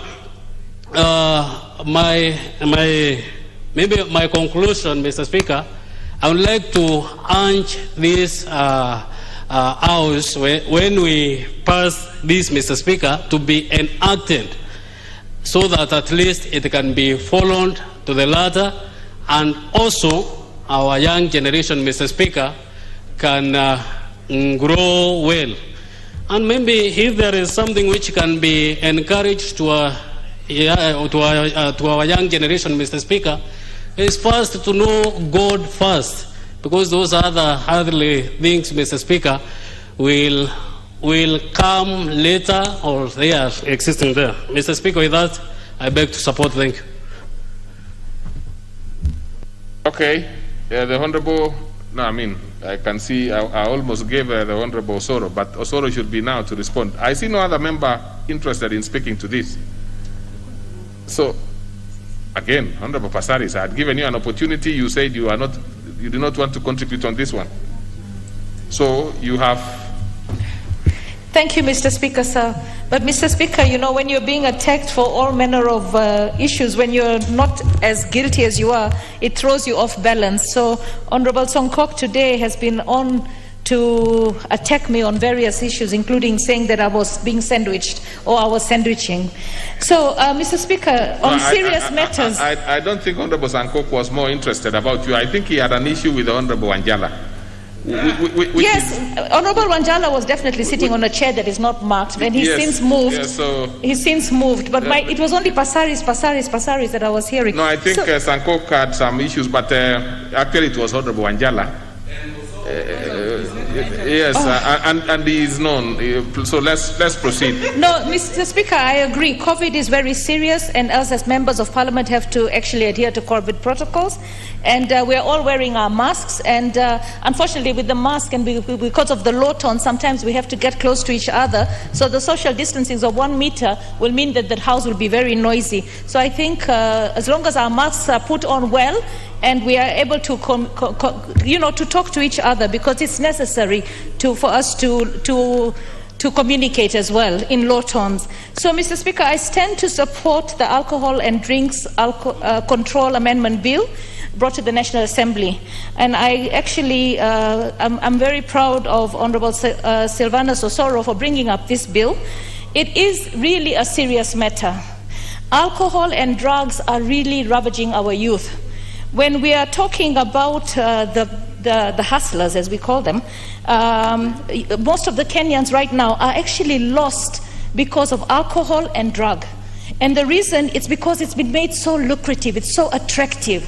And then also our children, when we're sitting as parents watching television with children who are younger, and at the timing that we're watching the children's programs, to have an alcohol commercial come in, or when you're driving your children to school, and that also comes in, you all discussions and contents that are not really good for parents and children to have at the same time. I think we are actually damaging our children, and we're making it very difficult for us to bring up children for tomorrow. Also, in terms of the content, nudity is normally being used. You're trying to make this product very sensuous. And we can see today our young children, over 200,000 children during the COVID pandemic period and lockdowns got pregnant. And I feel that some of these things that are happening to our society, we have to look at a broader prospect. And we have to agree that when we want to communicate with adults, we communicate with adults during the time that adults are the audience. But when we want to communicate with adults, and then we're putting it at a time when the children are actually with their parents, I think we're doing wrong. So if we want to have a society that the morals are higher, we need to make sure that we make the relevant authorities, including the CS, to be a mandatory person to approve the content and the visuals. It's not just the content, it's also the visuals that are used to actually depict the attractiveness of alcohol. Alcohol is actually supposed to be something that is consumed by people over 18 here in Kenya. But if you look at America, alcohol is sold to children over 21. I wish, and I will try and see if we can actually raise the age for alcohol consumption to 21.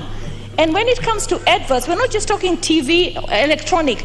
Even in the restaurants, some of the food courts, we have to actually make sure that the food courts do not have advertisements that are seductive and luring children into wrong behavior in the food courts, because food courts are places that parents go. So these advertisements should be put, the point of sale advertisement should be put purely in bars and in clubs. But I feel we also as a country have to ensure that we protect the minors, because we're exposing them to too much. And we know that YouTube exposes our children to a lot. We should also look at the content and how we can manage advertisements that are also exposed to our children. Educate our parents on how we can put various censures on the children's electronic media, because it's an all-rounder. We can't just look at one area. And I absolutely support the bill. Thank you. Now you see how good a contribution you are going to make. Now, I think we now we have the mover to respond, because everybody else seems to have spoken.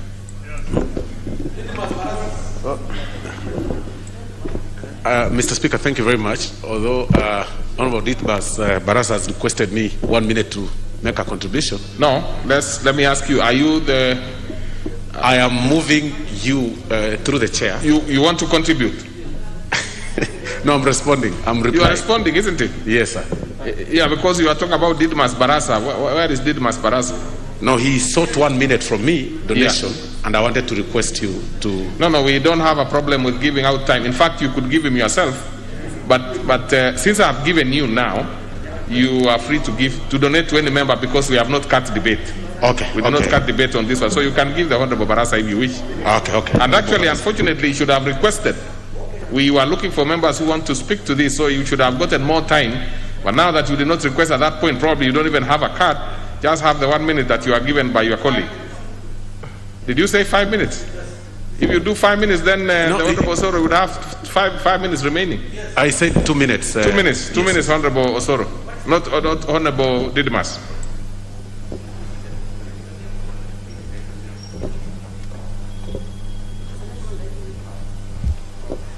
Thank you, Honorable Speaker, for giving me this opportunity to contribute. Honorable Speaker, this bill is going to assist this country raise responsible citizens, Honorable Speaker. Much of the decaying morals among our youth population, Honorable Speaker, has got a lot of things to do with what they watch on TV. And ensuring that all advertisement on alcohol must be within the acceptable behavior, Honorable Speaker, is to ensure that 7 years from today, going forward, this country is going to have young people who are going to be very responsible, because we have some things that are completely embarrassing when you are watching them with your children. And even you wonder whether you should switch off the TV or whatever happening. And even as we proceed forward, Honorable Speaker, we should also consider banning or rather controlling what other international TVs will do, like DSTV, CNN. In Dubai, Honorable Speaker, you cannot watch certain materials even if you have your laptop. They will be blocked. And I think this is a bill that is going to assist this country, especially in the moral upbringing. It's a bill that is whose time has come. It is a bill that this House, we should unanimously unite to approve it, to support it, Honorable Speaker, because this law is going to ensure that this country is going to lead by an example, and I'm sure that even other countries will come to benchmark on this very law so that they can also improve the well-being of their citizens and their children. Honorable, I thank you. And I thank Honorable Osoro for donating me these minutes and also for bringing this bill, that these are the brains that are required, that this country needs to go forward, not even BBI or other things. We need people who are responsible, people who are going to use their brains to make a difference in this country. I thank you, Honorable Speaker.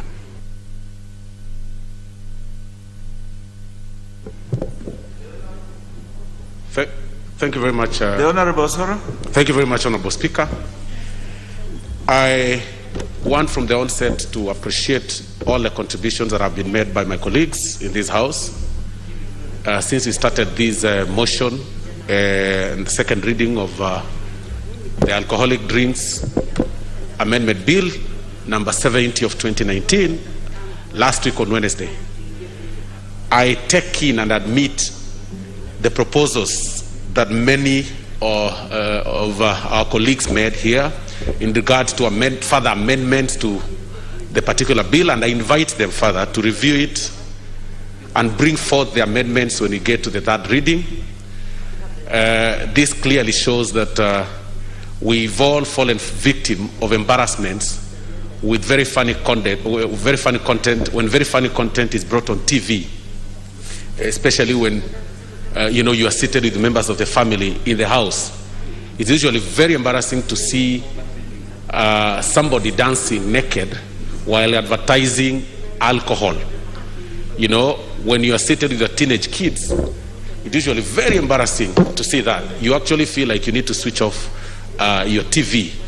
So the bill, as I said earlier, sets to review such content, and not just content, but also the timelines that such content should be brought on TV if it must be brought.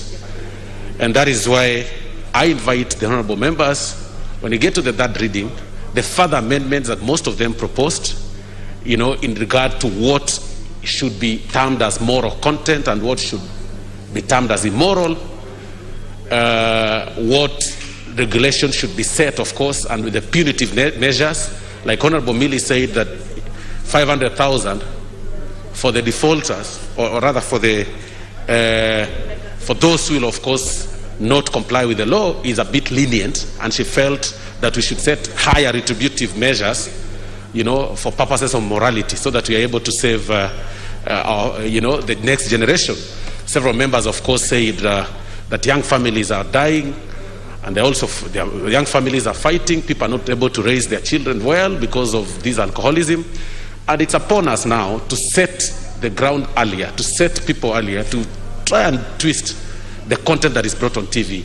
We might not really be able to kill immorality and bad manners and drug abuse in the country entirely through one angle, but at least we can try, even if it's 5%, to limit such content that motivates our young ones, to do some immoral things and to engage themselves in drug abuse. And one such way is by limiting the timelines that this alcohol is brought on our screens, by also directing or rather regulating the content that is brought on TV when one is advertising a certain type of a drink, alcoholic drink.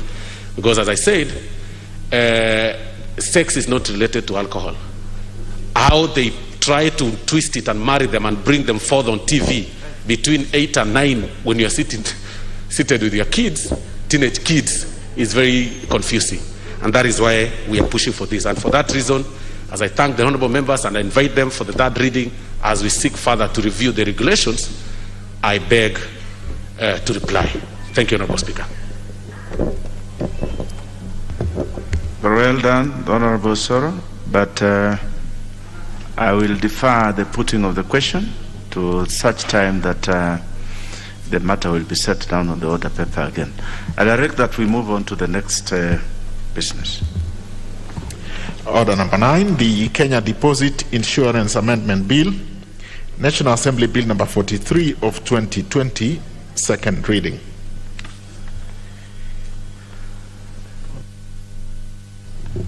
Yes, I am informed that the Honorable Dawood, for good reason, is not available today. I therefore direct that this business be deferred.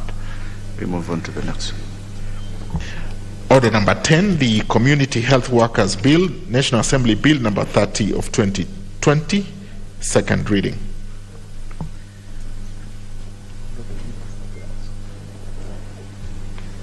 I am also informed that the Honorable Martin Peters Owino is not also in today. I therefore direct that this business be deferred. We move on to the next business.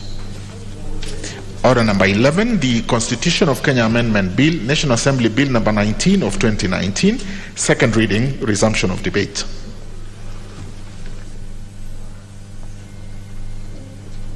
Yes, this business has a balance of 3 hours, 10 minutes. And do I see interest from the Honorable Ole Sankok? The Honorable Sankok?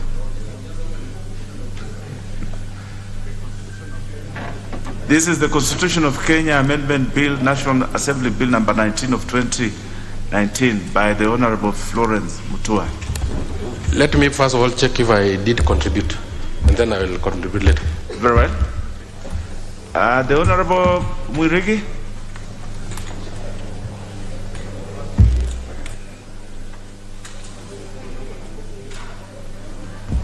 I will contribute later, Mr. Speaker. Very well. The Honorable Mutua Barasa.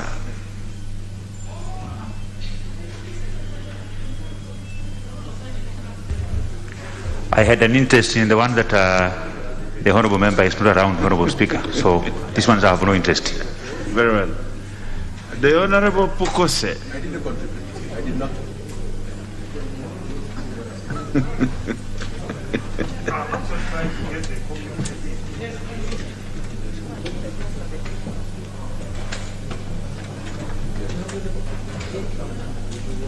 Well, the Honorable Passaris, do you have an interest in this one? Very well.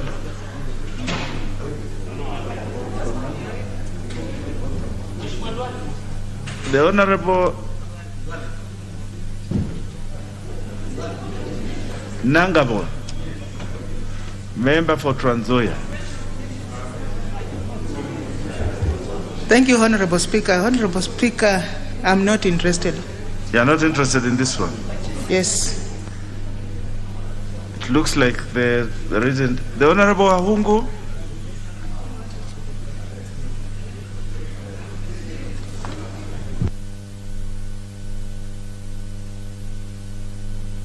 No problem. Yeah. Okay. Yeah. The Honorable Member for Homa Bay. What is it? The Honorable Wanga.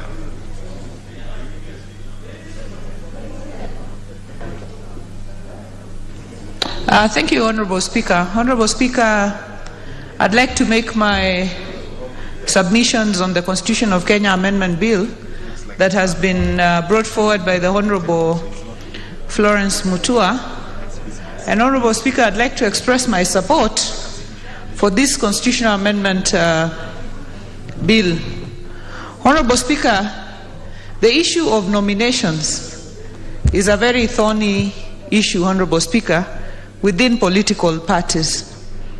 The timing of nomination, Honorable Speaker, is even thornier. When we changed to the 2010 Constitution, the timing for nominations was changed because the system of nomination earlier was seen to have been abused to reward cronies and cronism. So it was changed so that nominations are done way before elections are held. So the names that are coming to the National Assembly and the Senate are given way earlier. Now, after 2010, this system of nomination way before election has been tested.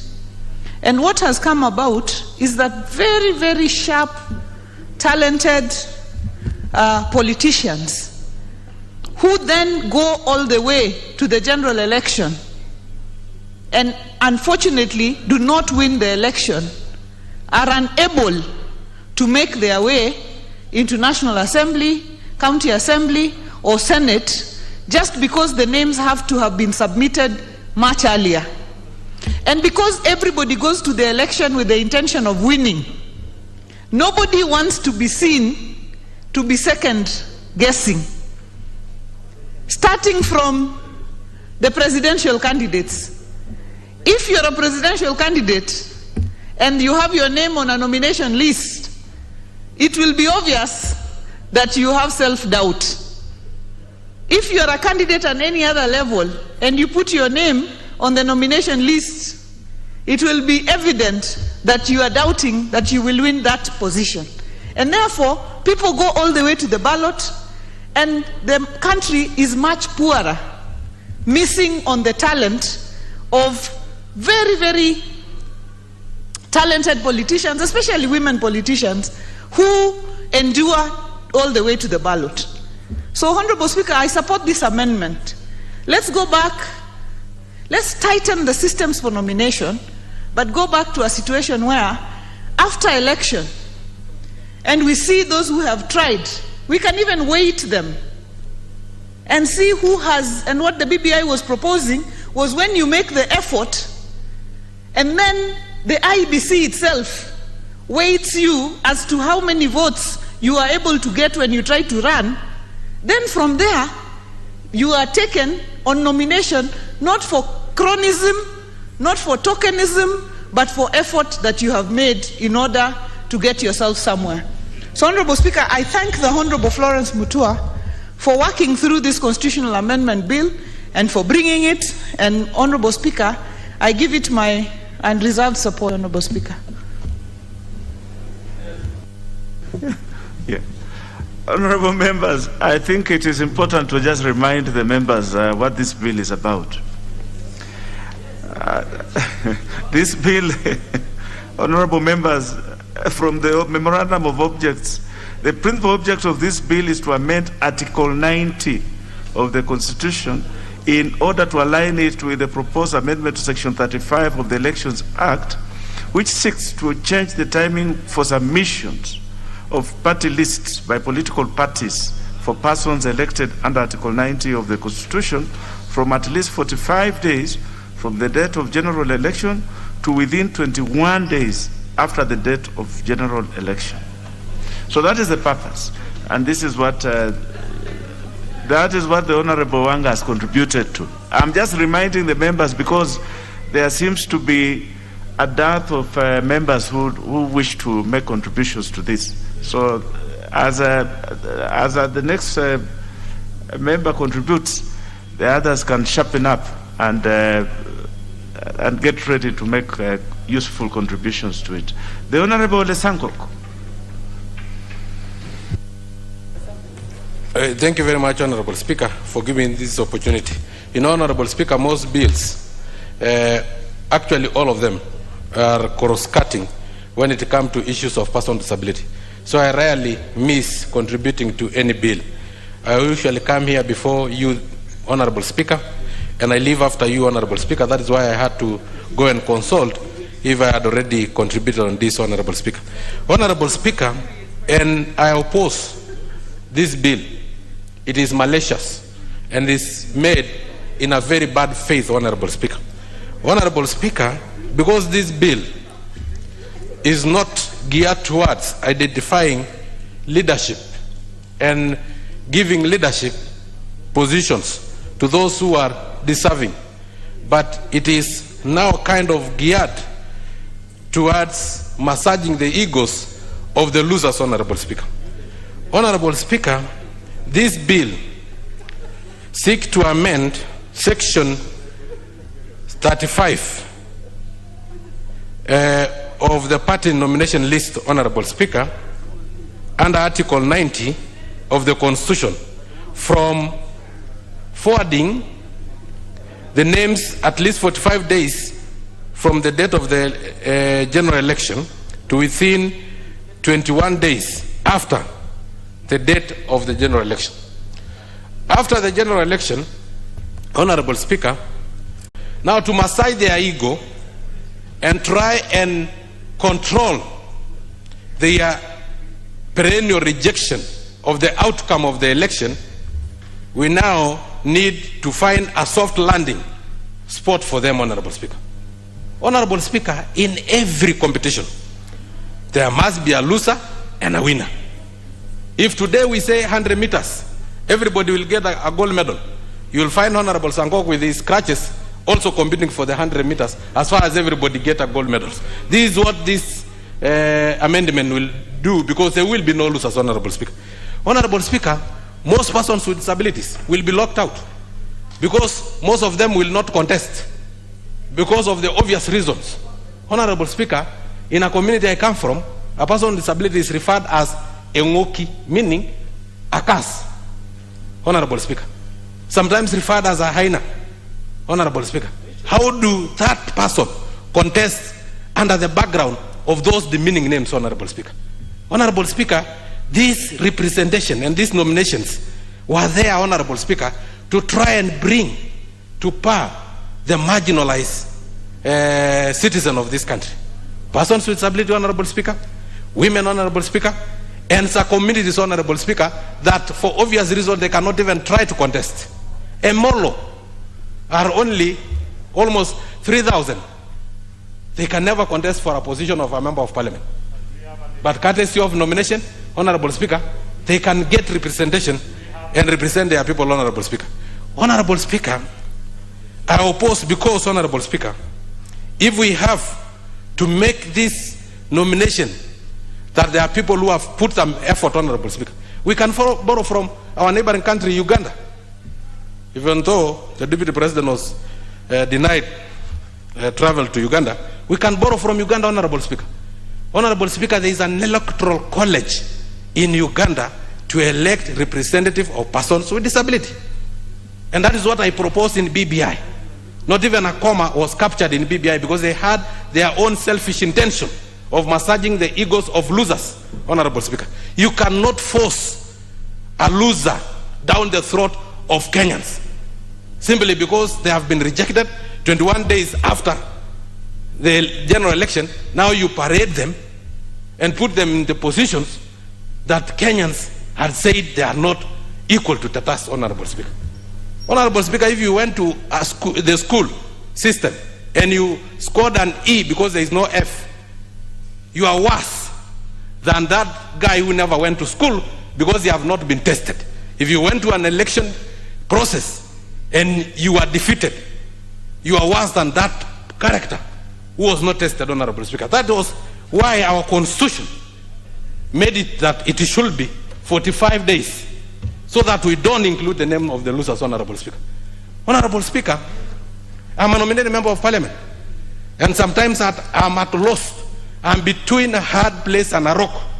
I don't know if my loyalty will be to my party or to the persons with disability I represent, Honorable Speaker. That is why you see me coming here before the Speaker and leaving after the Speaker, because I have to represent persons with disability who I represent in this House. And since their issues are cross-cutting, I have to contribute to every bill so that I know what is there for persons with disability.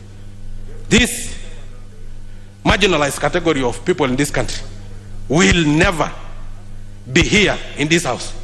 And Honorable Speaker, history will judge me harshly if I am here courtesy of nomination, and I will be party to those who will cut that particular bridge that I use to enter to this House, so that no other person with disability will ever enter this House and will never enter Senate and County Assembly, Honorable Speaker. Honorable Speaker, they only have opportunities in the leadership of National Assembly, Senate, and County Assembly. Persons with disability may not have opportunities in being governors and being, Honorable Speaker, the President of this country. But because our Constitution have assisted them to get that position, I will not be party to those who will cut that bridge that they will use to enter this House, Honorable Speaker, because I'll be selfish. Honorable Speaker, I'm retiring from politics in 2022, so that I create a position, an opportunity for another person with disability to get this position. That is what I did when I was the chairman National Council for Persons with Disability. I retired voluntarily at the age of 38, so that I create an opportunity for another person with disability to showcase their ability beyond disability. We need these people. If we have to, let us have an electoral college that all those marginalized communities can elect their own, so that loyalty does not only lie on the party, but also on the people you represent. Honorable Speaker, I totally oppose this bill. Thank you very much, Honorable Speaker, for giving me an opportunity. The Honorable Sankok, why do you want to limit the scope of the positions that people who are otherwise enabled from limit them from vying for the president of this country or even for governor? They have an opportunity, and I'm sure there are many people who are for lack of a better word, yes, who wish to vie even for president. I know for certain there is Reuben Kagame, who is my constituent, and he has put his name forward for president, and he's capable. He's capable. So let us not limit people with disability. They have capacity, and they have an opportunity to run for these positions. The Honorable Pukose. Thank you, Honorable Speaker, for allowing me to contribute to this constitutional amendment bill sponsored by Honorable Florence Mutua. Honorable Speaker, on the onset, I want to support this amendment. Honorable Speaker, when you say that we change it from putting the party list being submitted 45 days before the general election to 21 days after the general election, I think what it means is that we open up the general election competition to everybody, because those who have been put on the party list, more often they don't participate in the general election. They are waiting to be nominated. And therefore, I think it is opening up so that people can compete. And out of those who compete, those who meet the criteria to be nominated should be able to, the parties can now sit and comfortably decide that these are the people whom we think they should not be locked out of parliament, but can be nominated and they go to parliament, Honorable Speaker. You know, my friend Honorable Sangok was saying that nominations are reserved for even minorities. We have minorities like and he mentioned the El Molo. I have never seen an El Molo being nominated since independence in this house. Brungei is not an El Molo, he's an Ndorobo in the Senate. Honorable Sangok, you know the problem is that you are my junior, and at times you need to learn. The El Molo are found in the shores of Lake Turkana. Lake Turkana in the past used to be called Lake Rudolph. It is in Turkana area, in the lower side of Lake Turkana. That's where the El Molo live. Brungei is a nominated senator from the Ndorobo, who are of the Kipsigis descent. So these are two different communities. And for the first time, the Ndorobos were actually considered. But what we've been seeing most often is that people submit nominations for people whom they have favors.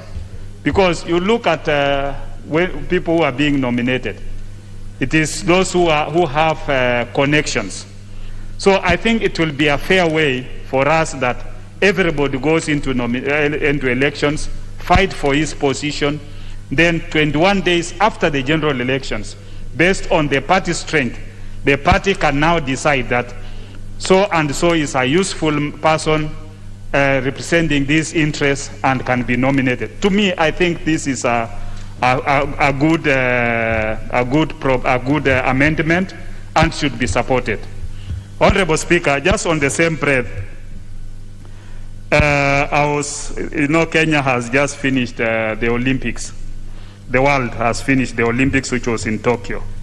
Unfortunately, I have not seen our athletes being welcomed with the bomb and whatever. They have done well, especially Kipchoge, Eliud Kipchoge, who has set a world record for winning twice, back-to-back, the marathon. He can only be compared with other two legends, and this is a legend for us. I think those who are in the Ministry of Sports, they are embarrassing our country. You know, I was watching, I just came from home and I was watching my place, we get NTV Uganda. I was watching the Ugandan side, who also got gold medals. And President Museveni feeded them with the vehicles and other things, and they were being welcomed with the bomb and everything. So why are we behaving the way we are behaving? I think our Ministry of Sports needs to wake up. The athletes have done us proud. We should be proud of our achievement. Being number 19th in the whole world is not a simple achievement. We should be able to welcome our athletes okay. The Honorable Wangwe, what is out of order? Hold on, the Honorable Pukose.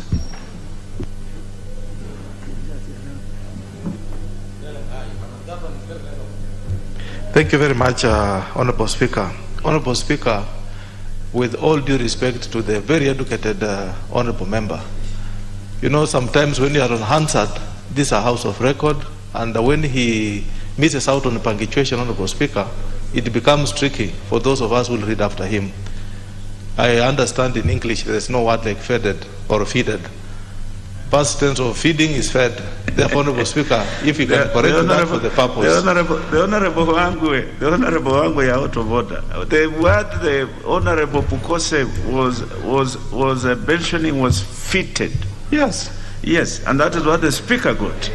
You know, Wangwe comes from the Luya community, who are my friends. And when we talk about fit, they think about food. So those are different things.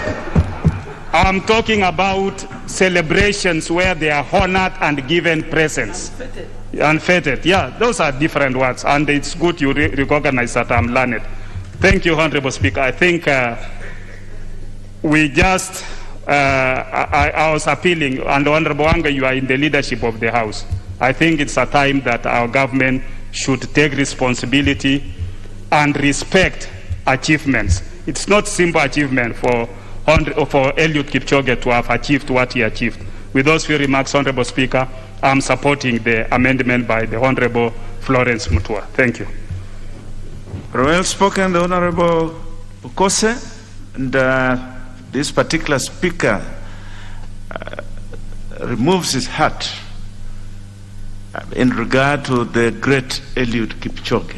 That is a man worth any day to celebrate. The Honorable Dwale. Mr. Speaker, thank you very much. Mr. Speaker, this matter is very simple. The Honorable Florence Mutua is asking this House that we amend Article 90, Sub-Article 2A of the Constitution. And what does that article say? It says, and the Constitution is drafted in such a way that the presentation of the nomination list by political parties is to be undertaken prior to elections being, and this therefore calls for 45 days before the general election. And once we do that, then we go to Article 35 of the Election Act, I think 2011, number 24 of 2011, which says submission of party list. A political party shall submit its party list to the Commission at least 45 days before the date of the next general election. That is what is before this House, Mr. Speaker. Mr. Speaker, on the onset, it is unconstitutional and I oppose it. Yes. And the reason why I'm opposing it is that the drafters of the Constitution and the Election Act, and I have been around since 2008, and I have served in 3 political parties. The good people of Dujis, former Dujis and Township, Garissa Township, elected me 3 times in 3 different political parties, starting from ODM to URP to the moribund Jubilee now, which I'm on my way to UDA. Mr. Speaker, that amendment in the Constitution 2010 and Election Act 35 was trying to clear. The Honorable Dwale, yes, the mask. There was a communication yesterday that we should. Chair, when the substantive chair was there, yes, I have been removing it, until yesterday afternoon. Yes, he made that communication yesterday. Yeah, but yesterday I was here. I left here around 5. Yes. And the speaker was here. And even you were there on the chair. Yes. Yes. But I have no problem, Chair. Yes, I know you have. I have no problem, yes. But Chair. Yes. Proceed. Because if you are vaccinated and the Chair, you can even walk without a mask. So, Chair, but anyway, let me not lose my thoughts because of a mask. So, Chair, these amendments in the Election Act. The Honorable Dwale, just hold on, just 1 minute, please. The Honorable Yusuf, member for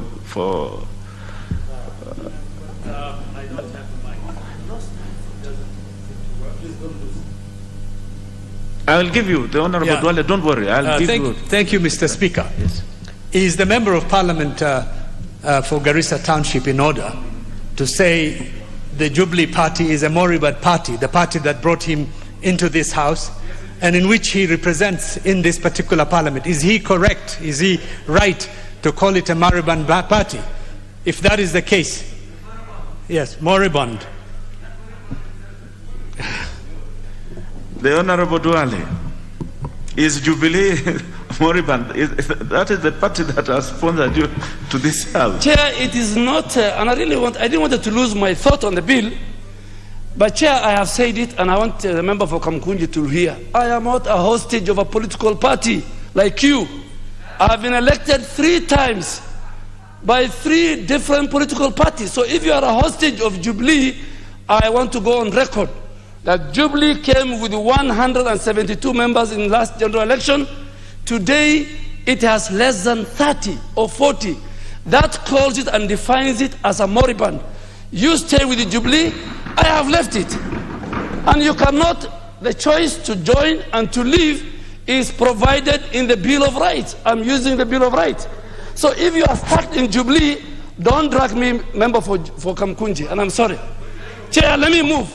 Chair, let me move on my bill. Chair, let me move on my bill. Members, order. The Honorable Duale, make your contribution. Yes. There is nothing out of order. These parties, honorable members, people join parties at their own will. If the Honorable Duale chooses to leave a party, that is entirely up to his will. Thank you, Chair. Chair, there are people who are hosting. The Honorable Wangwe, what is even the member for Kisumu? Hold on, is an independent. The Honorable Duale, hold on. The Honorable Wangwe, what is out of order?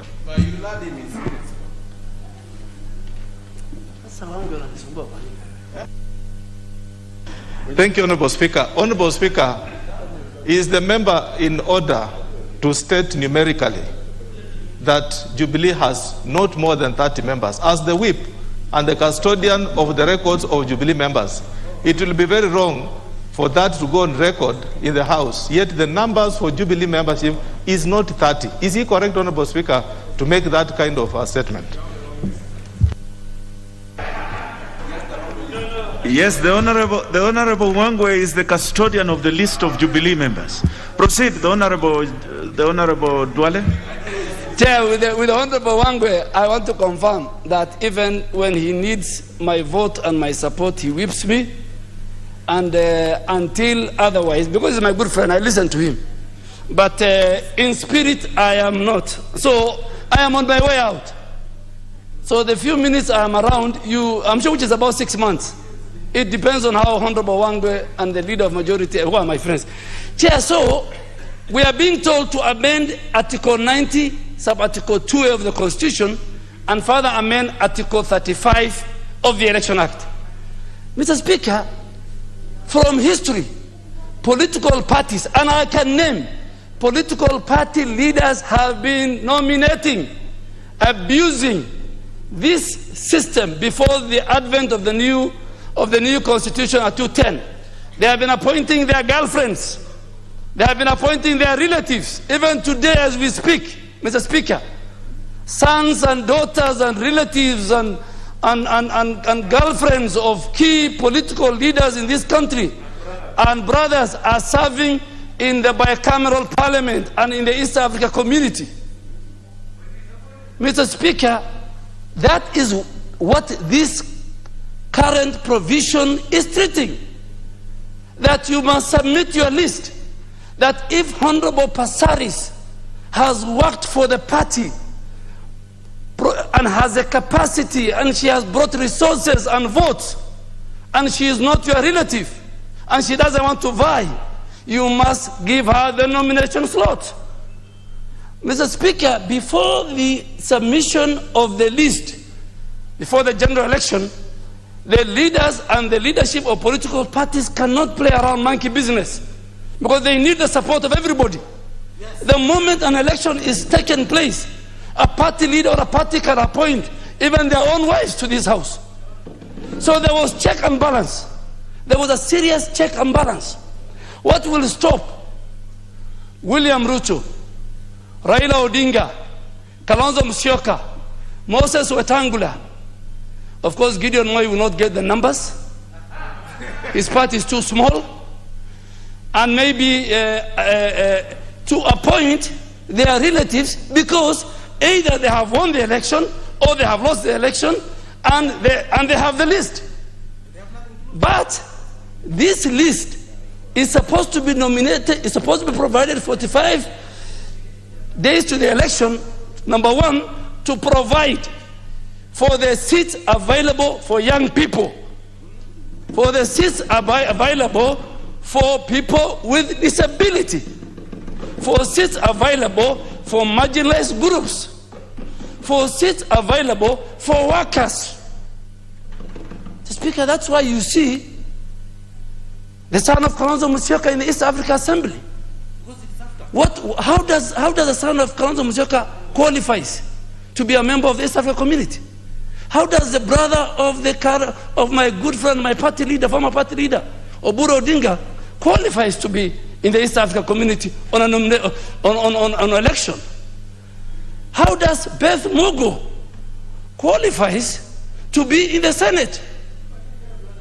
Mr. Speaker, there are many. So this was querying. What Honorable Florence Mutua is trying to do is that somebody will compete with Elisha Odhiambo in game. The people of game have rejected him or her, and then you bring him back to this house through the back door. That is what the amendment is saying. If you choose to compete and you lose, you stay out. If you choose to compete, so you tell your girlfriend, go compete, but when you lose, I will nominate you because I'm the party leader or I'm the SG. I want to ask this house, let us not kill the spirit and the word of the 210 Constitution. Let us not patronize politics. Let us not make politics a preserve of the elite. We want a lady who is in Busia, who works for ODM from morning to evening, or in Garissa, who works for UDA or Jubilee. When the time comes, 45 days to the general election, even as leaders can question. We can question the party leader. The total of people you have nominated, are they a representative of the people of Kenya? Are they representing the gender parity? Are they people with a disability? Mr. Speaker, this law is unconstitutional. It will not see the light of day. It will be challenged in court. And I really want to ask, we oppose it. And anyway, it needs 2/3 majority. Madam Florence Mutua, prepare yourself to raise 2/3 at the second reading when the question will be put. This is not a normal bill. You need to raise 232. And with the number I command in UDA, we will oppose it. We will oppose it. Mark, you don't have 160 members. Let us not allow leaders to use our parties to nominate after general election their girlfriends, their wives, their sons, and their sidekicks. I oppose. I oppose.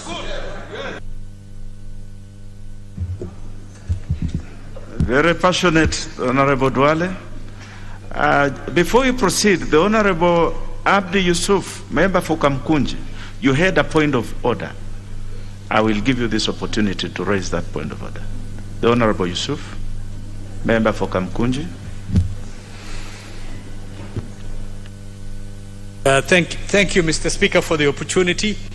I just wanted to alert the House on the passing of the former veteran politician, George Ndenge.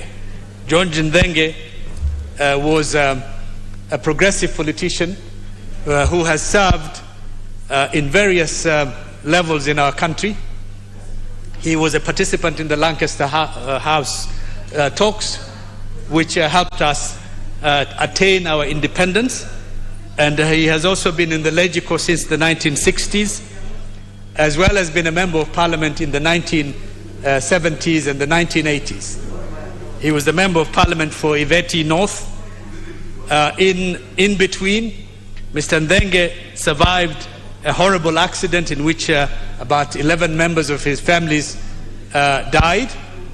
And in the 1980s and the 90s, he was active in the campaign for democratic change in our country and served as the member of parliament for the constituency that I represent of Kamkunji. Therefore, I wanted to take this opportunity, Mr. Speaker, to say how saddened I am by his passing on. And I wanted to remember this great politician who has made a major contribution to our country's political activities, to our independence, to our democracy, and many of the rights that we enjoy now. I want to pass my condolences to his family and to the community of Machakos and Kamkunji. I also want to say may he rest in peace. I am deeply saddened by his passing on. We have lost a very important, a strong, visionary and progressive politician. Thank you, Mr. Speaker, for giving me this opportunity to pay this tribute to the late George Ndenge, who was 95 and passed peacefully in Nairobi yesterday. Thank you so much. Honorable members, I think this is such a moment, this is such a message that requires the exercise of the powers conferred on the Speaker under Section 1 of our standing orders. I therefore direct that we shall stand up and observe 1 minute silence in 1 minute silence in memory of the great Ndenge. 1 minute silence.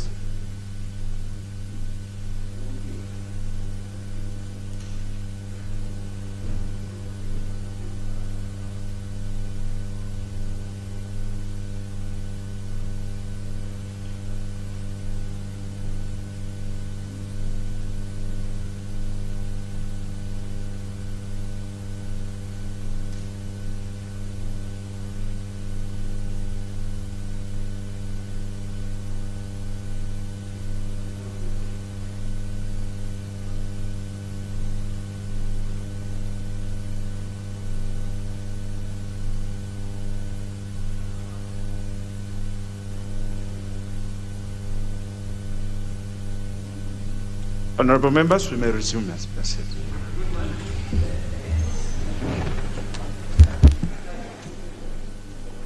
We shall now have contribution from the Honorable Cheruiyot Jesire, member for Baringo. Is she in the house? Yes, the Honorable Jesire.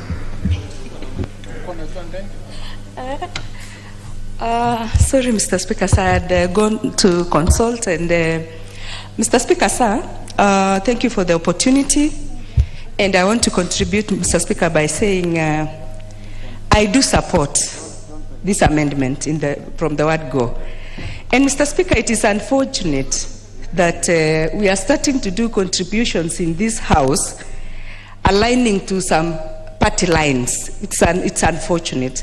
It's only important that as members of the House, we do contributions based on the knowledge and the amendment or a debate that has been brought to this House. And I want to do my personal contribution that is not aligned to any party. Mr. Speaker, I do support that it is important to really do party list after elections. Because, Mr. Speaker, sir, most of these members who fight, use resources, and support parties, when they fail, they lose a lot in terms of resources, their time wasted, and you cannot call them losers. Because if somebody is second to you, it actually means that you divided votes. And it doesn't mean that the few people or the lesser number from the one that led who vote are useless people. It means that the competition between you and the second runners-up was tight, and otherwise this second person who gets the second position could also by any chance defeat you. It doesn't mean that this person is lesser. To me, Mr. Speaker, sir, I sincerely support that this candidate who is becoming second to the other person be given a chance. The reason being, this person has worked hard for her own self or his own self, even for the party, other than leaving nominations for friends, Mr. Speaker, sir. These nominations that are left for friends, boyfriends and girlfriends and relatives is otherwise not bringing a good picture. So to me, Mr. Speaker, sir, this party list to be done those 21 days after elections, so that these people who have really lost can get to compensate their hearts for the much they have lost by using lost resources, time, and many other things that they have underwent, even social problems that they undergo after elections. So, Mr. Speaker, sir, I am supporting this amendment, and let people be nominated or given the party list to the party after elections. It is not that we can leave the space for the special groups. That one we cannot compromise because of special groups. We can give some space for special groups and then consider people who have worked hard. Mr. Speaker, sir, at the moment, there are people whom you look at them, you wonder, what was used to actually nominate them? Even when you are running, campaigning, you have never seen them. You have never even heard about them. But when it comes to nominations, they are there in the list. You start asking, who is this? And even elected or nominated in your party. So, Mr. Speaker, sir, unless otherwise stated, this is the way to go. I really support, and thank you, Madam Mheshimiwa Florence, for bringing this amendment. And members, I beg of you that let's not be doing debates in this house aligning to our party lines. It is not healthy. Let's debate soberly. Let's debate objectively so that we can still hold the integrity that were given to us by the people who elected us, the people we represent, other than coming and doing some things that look like divide and rule in the House. Mr. Speaker, sir, thank you so much for that, and I do support. The Honorable Wangaya Aseka, member for Buisero.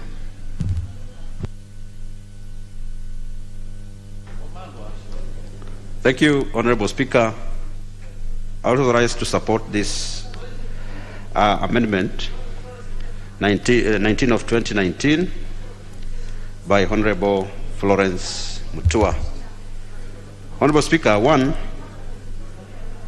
I support it because this amendment will stop what we call party hoppings by politicians in different political parties. Two, this amendment, Mr. Speaker, is also going to encourage competition within political parties. Many politicians will go out, compete. Those who win well will be elected. Those who compete and are well or do present themselves well will be nominated. Three, Mr. Speaker, such will also enable political parties to do what we call thorough vetting after elections. Like us in ANC, Mr. Speaker, you know, we have some members who have been nominated by our party to this House.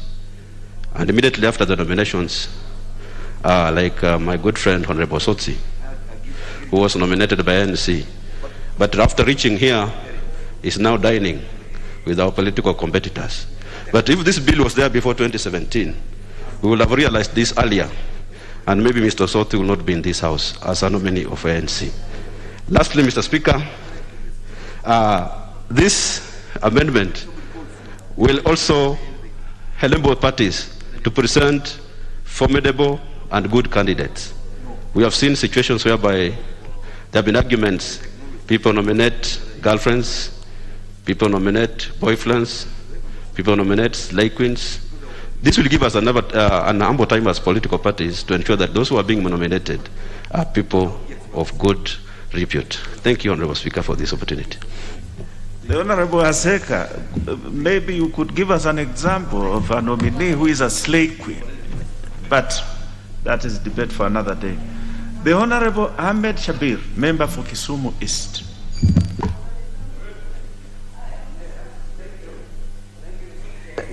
Thank you, Chair. I stand to oppose this nomination, this bill.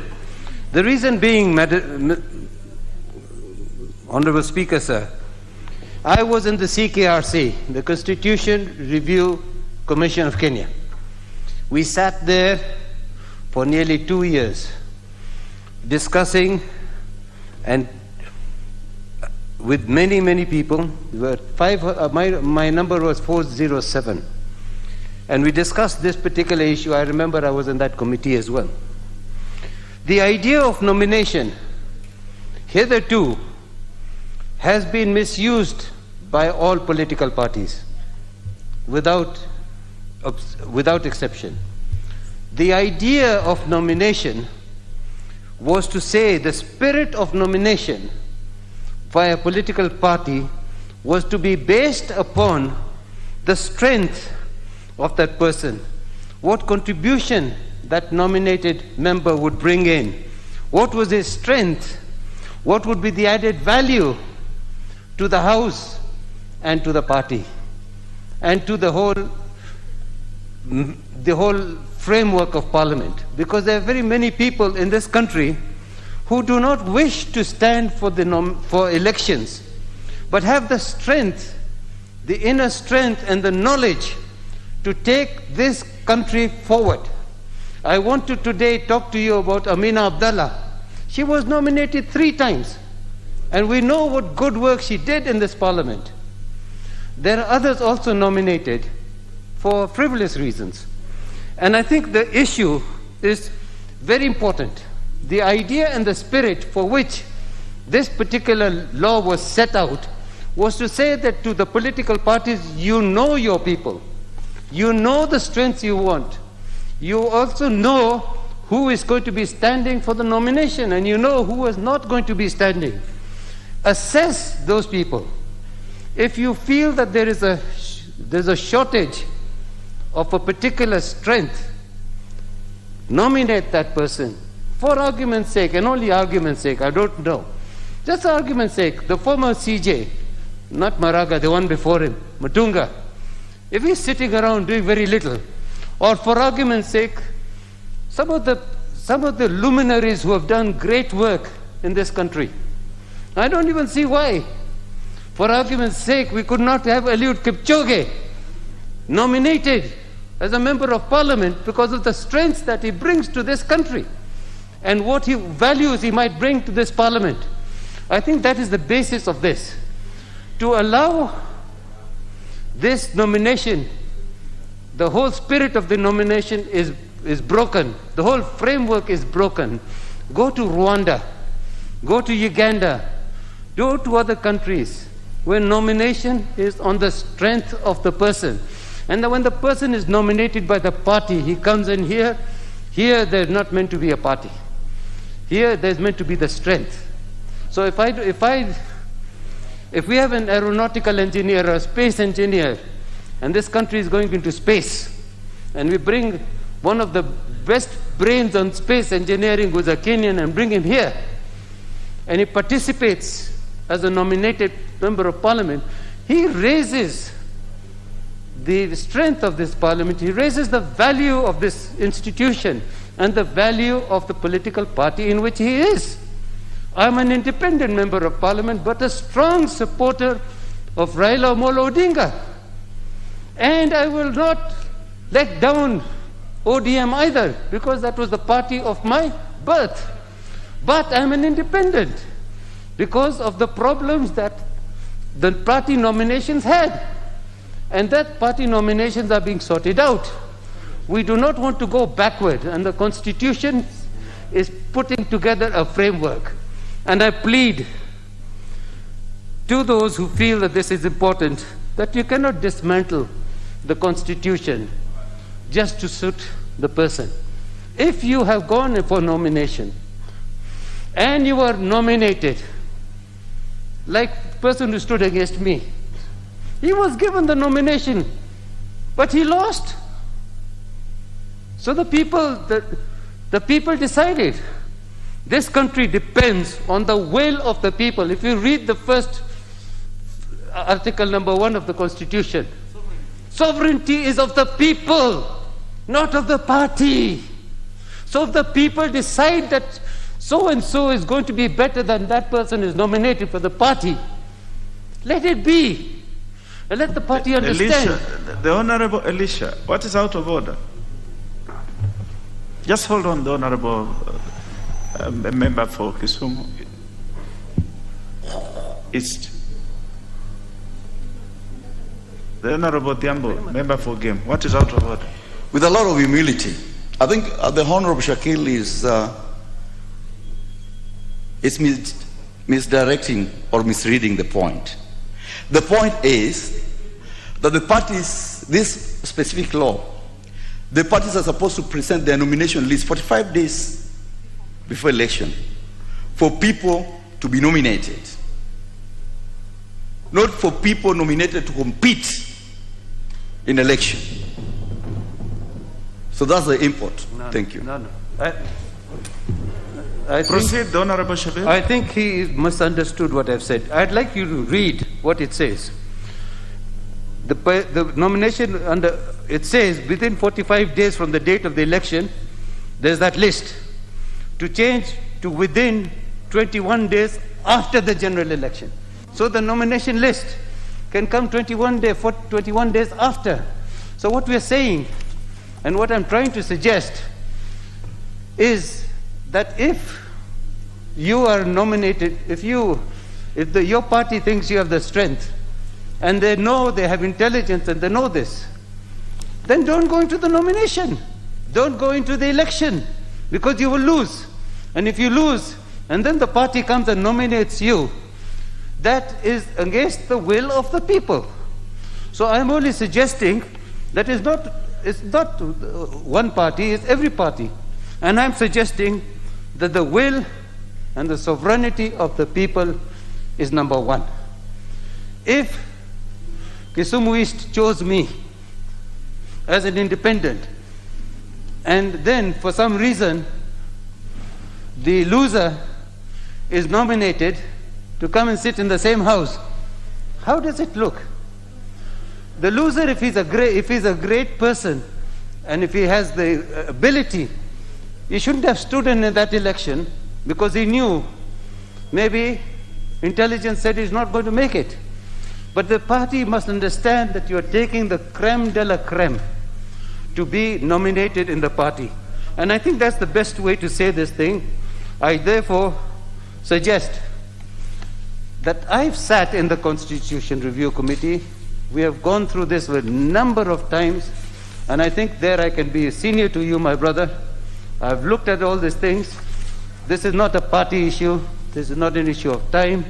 It's an issue of saying, let us abide by the sovereign right of the people, and let the nomination process framework now not be dismantled to suit the whims of somebody. Because last minute nominations 21 days after the election is an open, it's like an auction. The highest bidder will be given this thing. And we know we've been through some of these things. We cannot allow to go back in this. I oppose, Mr. Chair.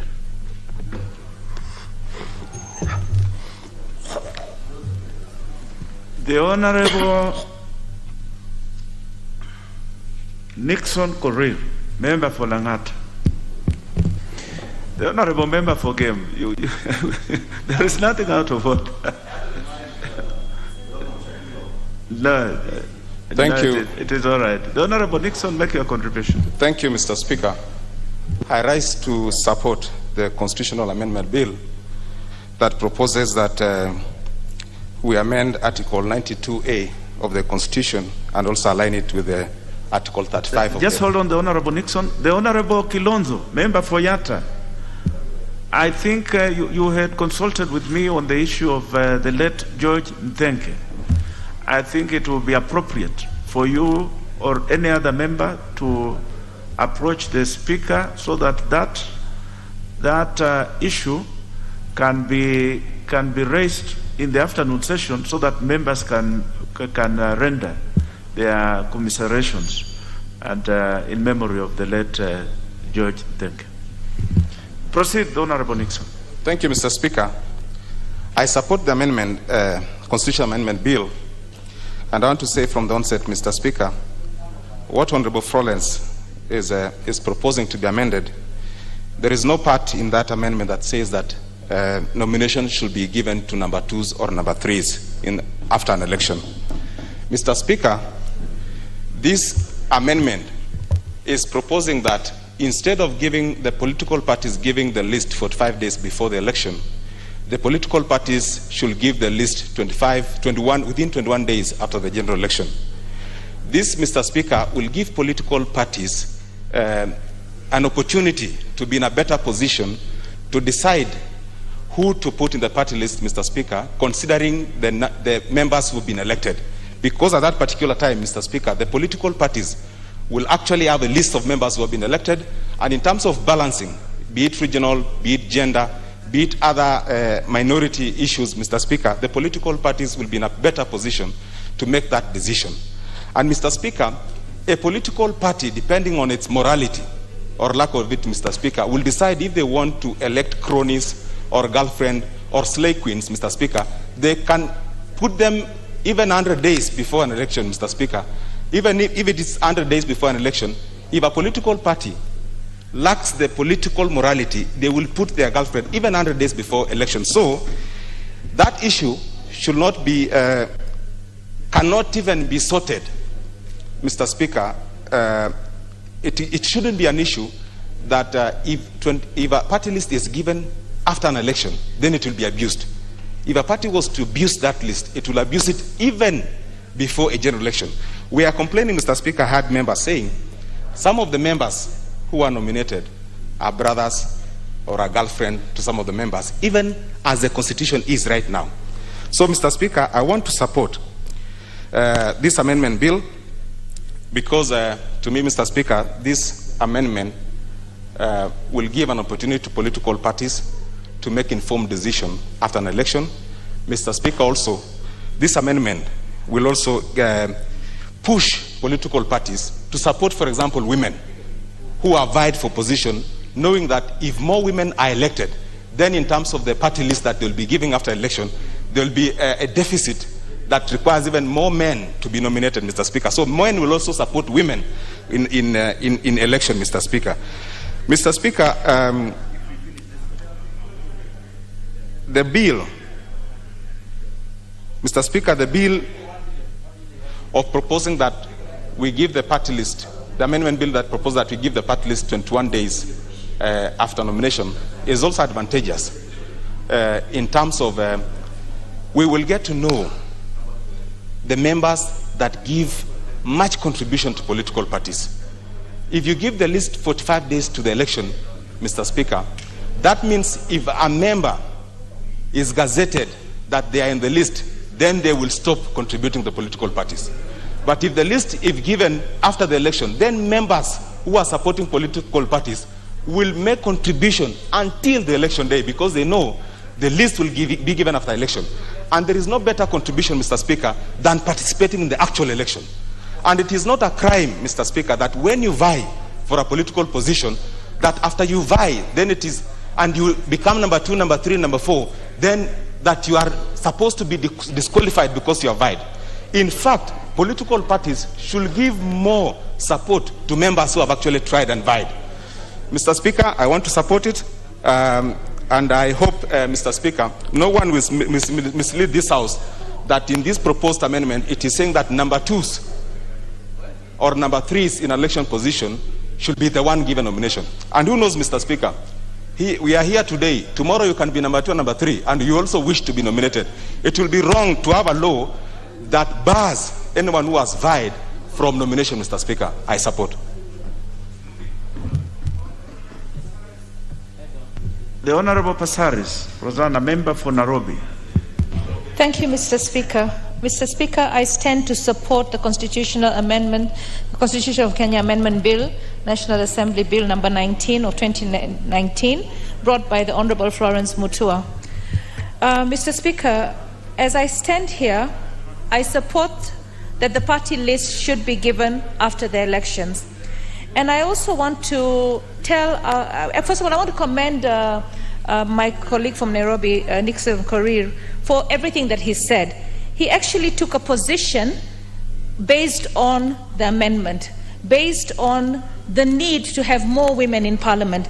And I also like the way he ended when he said we will reach a point where we don't have to say girlfriends, we will say more men. You know, it is really a shame that we've made nominations look like it's an award. We call women slay queens, flower girls, girlfriends. This is the problem with lack of gender balance, where you don't have enough women, so you look down on the other gender. If we have the party list given after the elections, we avoid what we're trying to achieve with the BBI. The winner takes it all. This country has seen elections become competitions that actually lead to death of your constituents, death of innocent people, maiming of people, insults and hatred. If Honorable Shebesh were nominated to this House after I won the woman rep position, I would have welcomed her properly, because we conducted elections in a civil manner. We were not enemies. We were two women looking to serve a county with a lot of passion for this county, with a lot of love for this county. The reason why the president, in his wisdom, came up with the position of CAS, which actually ended up giving Shebesh a position, was because the party lists being given 45 days before the election, right, ends up omitting people that should probably and most likely be in this House. We have a lot of people that lose elections. And you know, when Honorable Shakir was speaking here, and he was saying that the person who contested against him should have known better, should have known that he shouldn't have contested because he shouldn't have won. No, we go into elections to choose the best leader. Sometimes it might not have been a free and fair election. Sometimes there could have been bribery. Sometimes the best person did not get that job. And the people who also elected the one who did not win, are they not Kenyans? So if you have an election where you have 100,000 people, 51,000 people elected one person, and that person comes to the House, what about the 49,000 people? They also would require representation. They're also Kenyans. They chose someone else. They want that someone else also to lead them. So when we come up with this amendment, we allow number 2 to come to the House. And then when they come to the House, each one has their position. They are members of parliament. One will have the position to serve the constituency with the budgets given the constituency development fund. The one who is nominated will come here and also serve the same people. So when you say that you do not want the amendment, the list of nominated members to come after 21 days, it's because you do not feel that the people who did not vote for you also need representation. I know that when we become leaders and we're elected, we represent everyone. But this country is politically divided in such a negative way. And I really sincerely hope that one day we will combine a proper presidential system with the parliamentary system. The idea of the BBI is to bring a parliamentary system where the winner takes it all does not work. I've just come from Greece. I'm a member of the World Hellenic Interparliamentarian Association. And we were welcomed by the President of Greece as members of parliament from across the globe to look at how Greece is managing its affairs. And when I was there, the leader of the opposition was the previous Prime Minister. The Prime Minister was also there. The two of them were in the same house. They actually look at what is good for the country. It is not about you. It is not about you, the leader. It is about the country and the people that we serve. And what better way, when this country, we've seen for all the elections from 2007 to date, we run divided. 50% one this, 50% one the other. It will be so lovely that after elections, we all get to the various houses and we come to serve the people. When we do that, Kenya will be able to achieve the dreams of our forefathers for prosperity for this nation. Not everything is about politics. Not everything is about division. It is unity that will bring this country where we want it to be. Mr. Speaker, I support the amendment. I believe that the parties will make the wise decision of ensuring that the right people that deserve to be in this House, whether you're number 2 or number 3, PWD, youth, or women. And I would long for the day that we will be sitting here and saying, We want to see the boyfriends, not the girlfriends. Also, we have questions about the boyfriends that are coming into the house rather than the girlfriends all the time. And we also need to find a term for the men who call us slay queens and flower girls, because I think there comes a time that you have to give up all these terminologies that you have and respect every member of parliament as a member of parliament. Address us as women leaders, not slay queens, flower girls, or whatever else you come up with, because we are all elected leaders, and let us set an example. If we want to set an example, let us set an example of unity, an example of prosperity, an example of hard work, so that we all know that even the person who worked very hard to become and never got number one can be here. I myself have no problem if this house had Honorable Shebeshia. She would have held my hands, taught me the way, and I'm very proud of the fact that there was a position created because she's a good leader. And there was a position created for her and the many others who did not make it in the election, because leadership requires that we embrace each other. Thank you, Mr. Speaker. I support. Well spoken. An election should never be a war.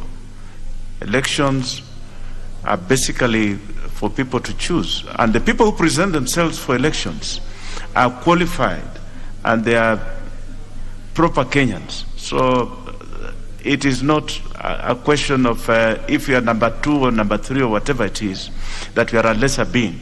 It is just that there's a position for only one.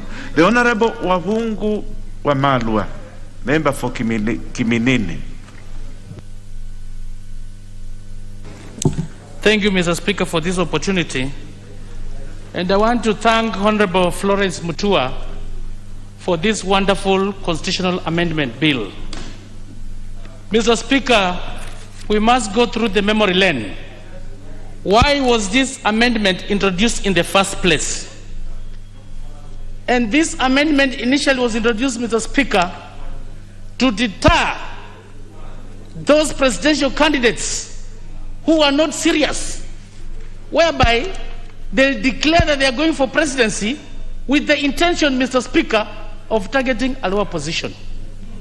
Mr. Speaker, we must be looking at the benefits. Why should their nomination list, party list, be presented 45 days to elections vis-a-vis after? And I want to explain. I was not around when Honorable Mutua was moving this bill. One of the things, Mr. Speaker, we've had a lot of court cases from the party list. Because when you send a party list, you are not sure how many slots you are going to be awarded by Iebc. Because it's before.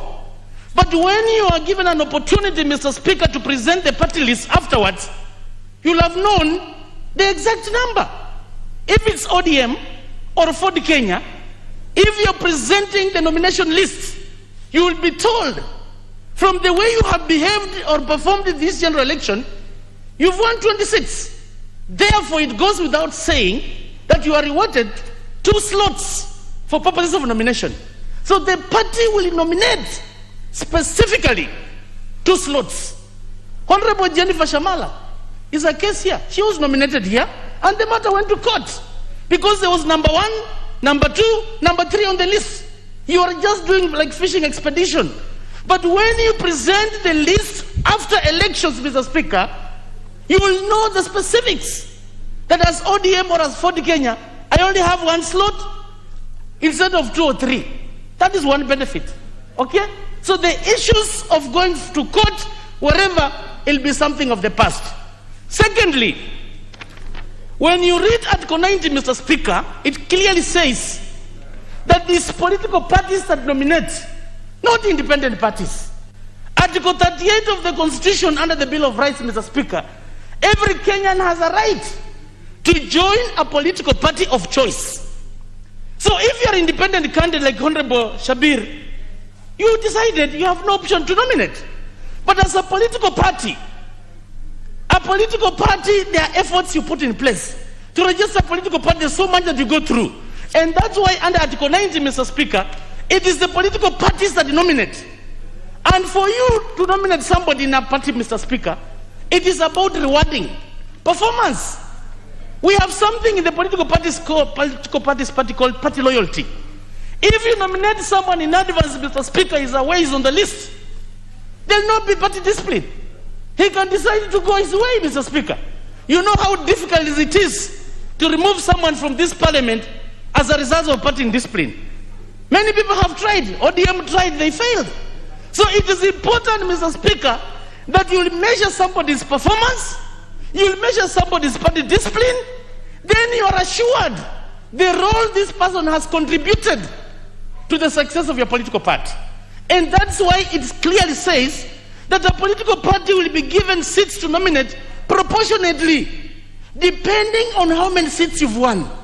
If you've won many seats, you'll be given more seats to nominate proportionately. And it should reward the people who contributed in terms of getting those positions. How will you measure somebody's performance, Mr. Speaker, if the results are not yet out? Until the results are out is when you'll see the value that so-and-so has contributed from that particular county. I heard yesterday night Governor Kingi talking about of how much he contributed in terms of the performance of ODM in Kilifi. Because after the results came out, you can measure somebody's performance. There is a professor, Mr. Speaker, Professor Emeritus, Professor Victor Vroom, the theory of expectance and motivation, where this professor talks of issues of instrumentality, that you reward someone based on the performance, what you bring on board. So, Mr. Speaker, it is important that we should amend this. It's not an issue of slay queen or boyfriends, no. We are saying, let's nominate after elections. You'll have measured somebody's performance. I've talked about the issues of party discipline. Some people, once they know they're on the list, elections come, somebody has relocated, has gone somewhere. This is about the discipline in the party. And that's why it adds value for someone to be nominated after the elections. Mr. Speaker, about the 2/3 gender rule, I wish Honorable Dwale was here. We've tried to get the 2/3 gender rule, Mr. Speaker. It's been a problem.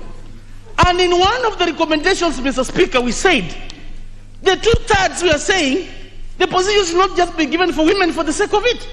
Let's reward the women who have put effort in place, have tried to run for these seats, Mr. Speaker. And I remember, we worked on this bill with the former member of parliament for Nyeri, Nyokabi. And you are saying, these seats should not just be given for the women for free. Let's look at the women for purposes of 2/3 gender. A woman who has put some effort in trying to come to parliament, Mr. Speaker. So it will also be a good way of trying to reward the women who have put effort in place in winning these seats. And we had proposed earlier on that positions should be given to the best winner, women. So this bill is coming to sort out so many problems, Mr. Speaker. Rewarding those who have tried and also helping in solving the problem of the 2/3 gender rule, Mr. Speaker. Mr. Speaker, I want to demystify the issue of saying that we are going to replace slave queens. No. Or to put in place boyfriends. No. If somebody has made an effort, and let's say he was number 2, why should he not be nominated? Again, Mr. Speaker, in this house, we have very good legislators. The ranking members, some of us had wished Mother Karua was in this house. Because before we came here, we could see how she contributed in the quality of debate. But unfortunately, she's not here. But on such an opportunity, Mr. Speaker, you can nominate someone because of the value that is going to add as far as the debate of this floor of the House is concerned. With such an opportunity, Mr. Speaker, you can actually nominate. When we've been talking about the issues of inclusivity, and I've heard His Excellency the President saying that if you won by these millions, and Raila Odinga won by these millions, instead of this person wallowing somewhere, we'll have an opportunity to come and add value as far as this floor is concerned. So this bill, Mr. Speaker, I'm urging honorable members, when a bill comes on this floor, it ceases to be an issue of political inclinations. We must debate objectively, Mr. Speaker, for the sake of value addition. If you are lucky today, tomorrow it will not be the same. So I'm humbly requesting the honorable members who are here that we support this bill. This bill, Mr. Speaker, if you read it carefully, under Article 97, it is going to help with the National Assembly where people will be nominated of the special interest. Even we have the disabled people who have been contesting, Mr. Speaker. When you go to Mumias, there's an honorable member who was a former senator who was nominated. She went and contested for the seat of an MCA in Mumias. And this lady, she's won. It does not matter, or it does not mean that if you are disabled, Mr. Speaker, you cannot run for the position. That will be taken care of as far as special interest is concerned. When it comes to the Senate, Mr. Speaker, under Article 98, the Senate, the 16 women, in fact, will be eliminating the issue of slave queens, because people will not just nominate anyone. They'll only nominate those people who have added value and those people who have attempted, Mr. Speaker, to contest for the seat, and if you are giving the second best. The criteria of the 16 women going to the Senate, Mr. Speaker, it's been questionable. Some of them go there, their value addition has been a problem. But when you wait afterwards, and you've seen the women that put a deliberate effort, Mr. Speaker, they can be rewarded. Come to Article 177, because this amendment, Mr. Speaker, if it does not touch on 177, we should even amend it further. Under Article 177 is about the county assembly, Mr. Speaker, and I think it should be involved. The county assembly, Mr. Speaker, it is good. Under 177, the nomination has been coming, you push it, but now they look at the issue of balancing the two-thirds gender. So we should be able to harmonize in the National Assembly, in the Senate, and in the county assembly. But I want to thank Honorable Flores, to bring up, Mr. Speaker, a constitutional amendment bill. It needs a lot of effort, a lot of public participation, so that I'm requesting the honorable members that we support this bill, and the time of... Yes, give Honorable Chris 1 minute. voting, Mr. Speaker, we'll encourage honorable members to come here as many as possible. When I brought an amendment to change the election date, Mr. Speaker, from August to December, many people were opposing because of party lines. But afterwards, they came back to me telling me, Mheshimiwa, bring back that bill, we're being misled. So I want to tell the honorable members that don't be misled. This bill, we are trying to debate, to legislate in terms of posterity, and on that day, I humbly request honorable members to come as many as possible so that you can achieve the two-thirds majority, and I thank you and I support. Very well. The Honorable Uhuru for order, member for Isiolo North. Thank you, Mr. Speaker, for the opportunity to contribute to this proposed amendment. Mr. Speaker, I oppose this amendment. Mr. Speaker, yes, I oppose. I think the framers of the Constitution had valid reason why what we are proposing to amend now was put in the current Constitution. Mr. Speaker, I have listened to members who have spoken to this proposed amendment. There are merits to the proposed amendment, but also the law as it is today also has a reason. Mr. Speaker, when the list is submitted before elections, the voters have opportunity to look at the list and sometimes decide on the basis of that list not to support a particular political party or support it. The Honorable Chris Wamalo, that is out of order. Member in order, Mr. Speaker, to mislead the House by saying that that list the voters have an opportunity to look at it. This list, Mr. Speaker, I don't think the voters contribute in any way. It is not there. So it should not mislead and say the voters will decide when they see the list. Mr. Speaker, all Kenyans have right to information, public information. They are gazetted. The Honorable order proceed. Yes. Yeah, I think, Mr. Speaker, it's important that we oppose, we retain the law that regulates the submission of the party list as it is. If the parties are serious, and in the past, actually, most political parties have expressed seriousness in terms of submitting lists which have ended up being nominated to this House, and they have added value both to parties and also to National Assembly and also the county assemblies. We have cases like Justice Njoki Ndungu. We know her track records, what she has left behind, We have Senator Sakaja, when he was nominated by TNA, the kind of contribution he has made in terms of legislation for the specific interest group he was representing, which was youth then. Amin Abdallah has been mentioned, and so on and so forth. The intention, listening to my colleagues who are supporting this amendment, I think the intention seems to be to reward those who have contested and lost. I don't think it is right. If I've contested and lost before, and I would have declined if any party offered me nomination after I have lost. It's not right.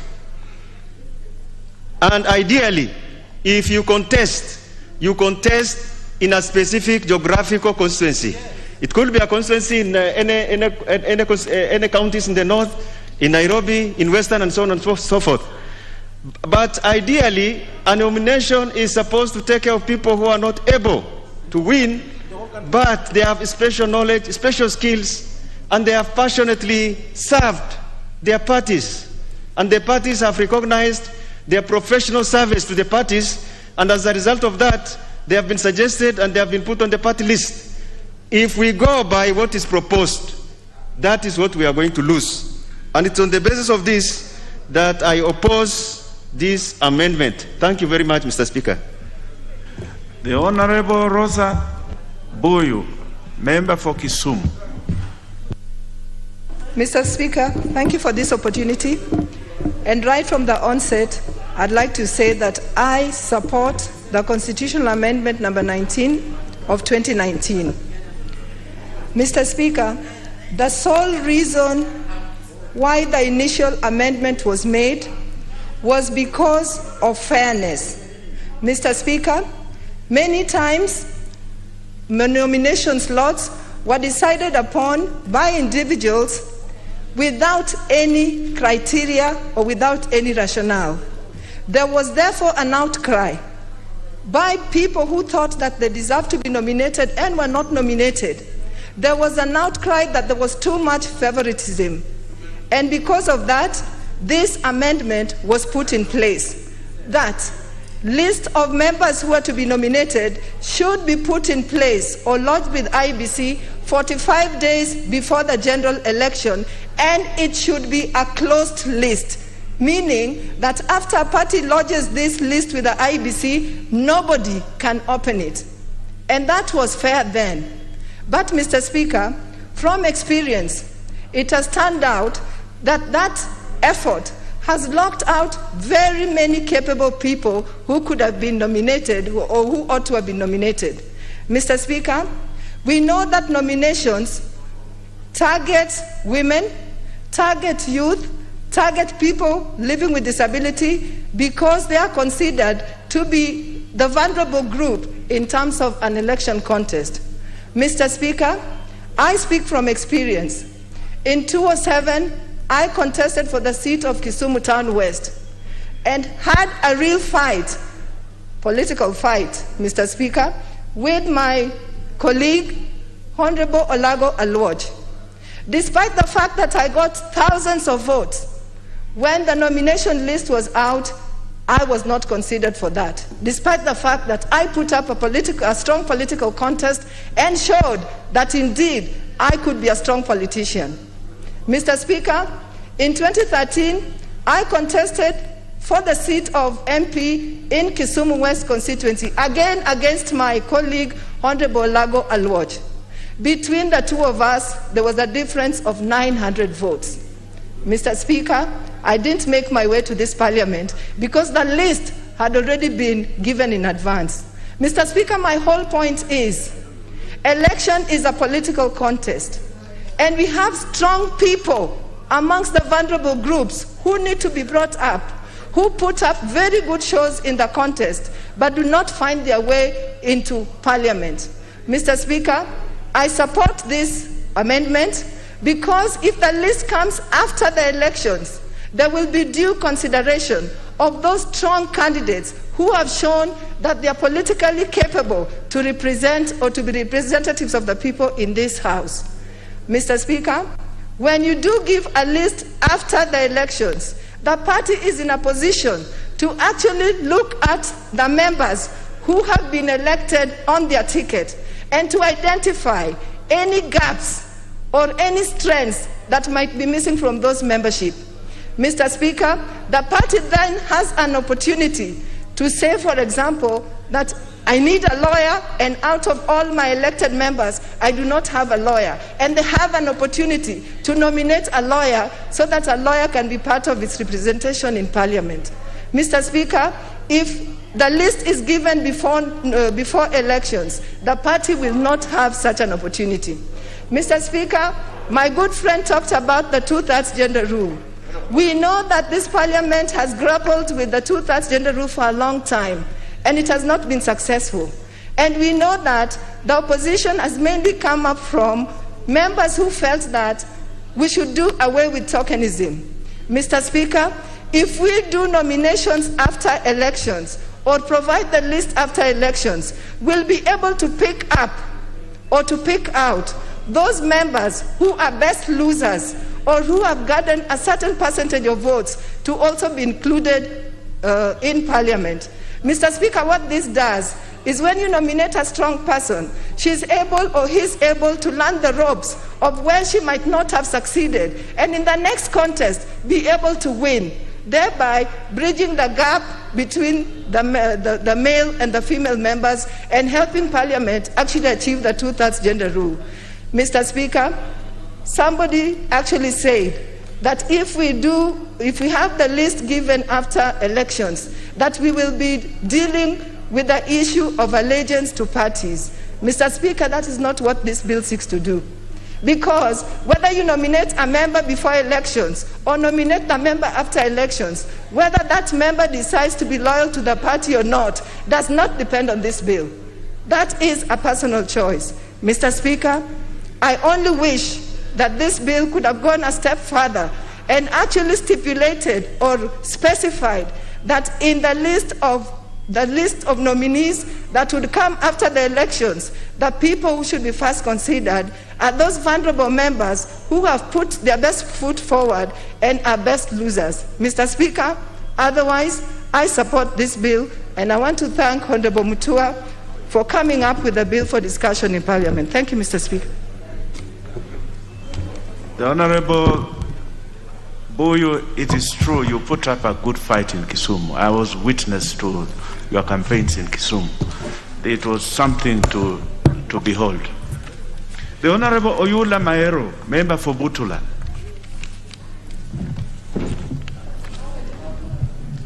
Thank you, Mr. Speaker, for giving me this opportunity to also contribute to this amendment bill. Mr. Speaker, I want to start by congratulating Honorable Mutua for coming up with this amendment, which I believe is timely. Mr. Speaker, this amendment talks about timing. It does not talk about who and who are going to be nominated. It is talking about timing when the nomination lists should be forwarded by the party. So, Mr. Speaker, all we need to do is to look at the merits and demerits of the timing.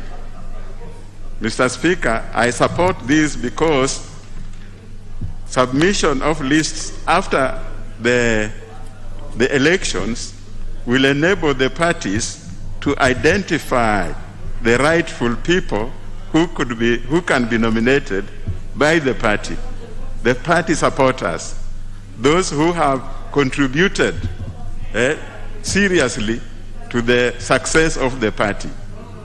Mr. Speaker, nominations before the election brings in even those people, the people who will deceive the party machinery that they are with the party, yet they just came in for the purpose of getting nomination. So, Mr. Speaker, nomination after the election should be preferred to nomination before the elections. So, Mr. Speaker, I think when we are discussing this, we should be concentrating on the timing, not who and who are going to be nominated. Thank Thank you, Mr. Speaker. The Honorable Barasa Mutua, member for Kimilili.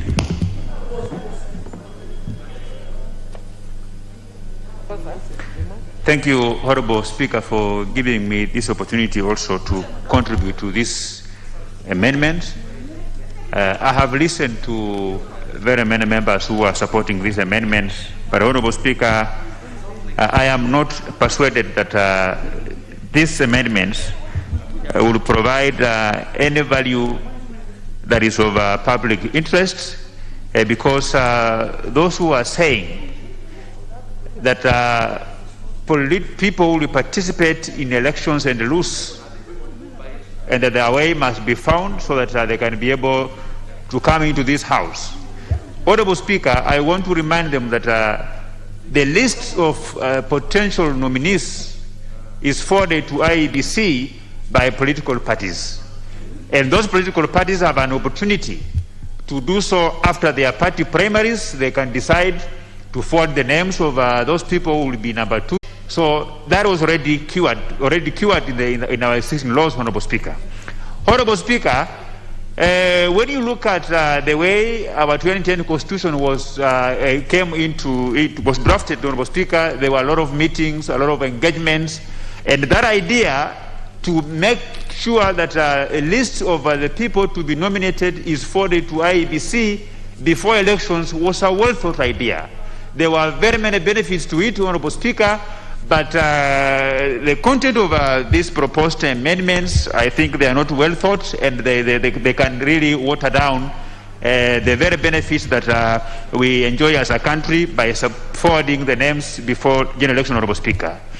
With the view of those party leaders, whom my very good friend and my nephew, Honorable Chris Omalwa, talked about, that this House might miss from their very good expertise, distinguished citizens like Honorable Martha Karua, like Honorable Raila odinga. Honorable Speaker, they have an opportunity to convene their party parliamentary group meetings, go through the various bills and proposals before this House, and make their contributions through their membership, Honorable Speaker.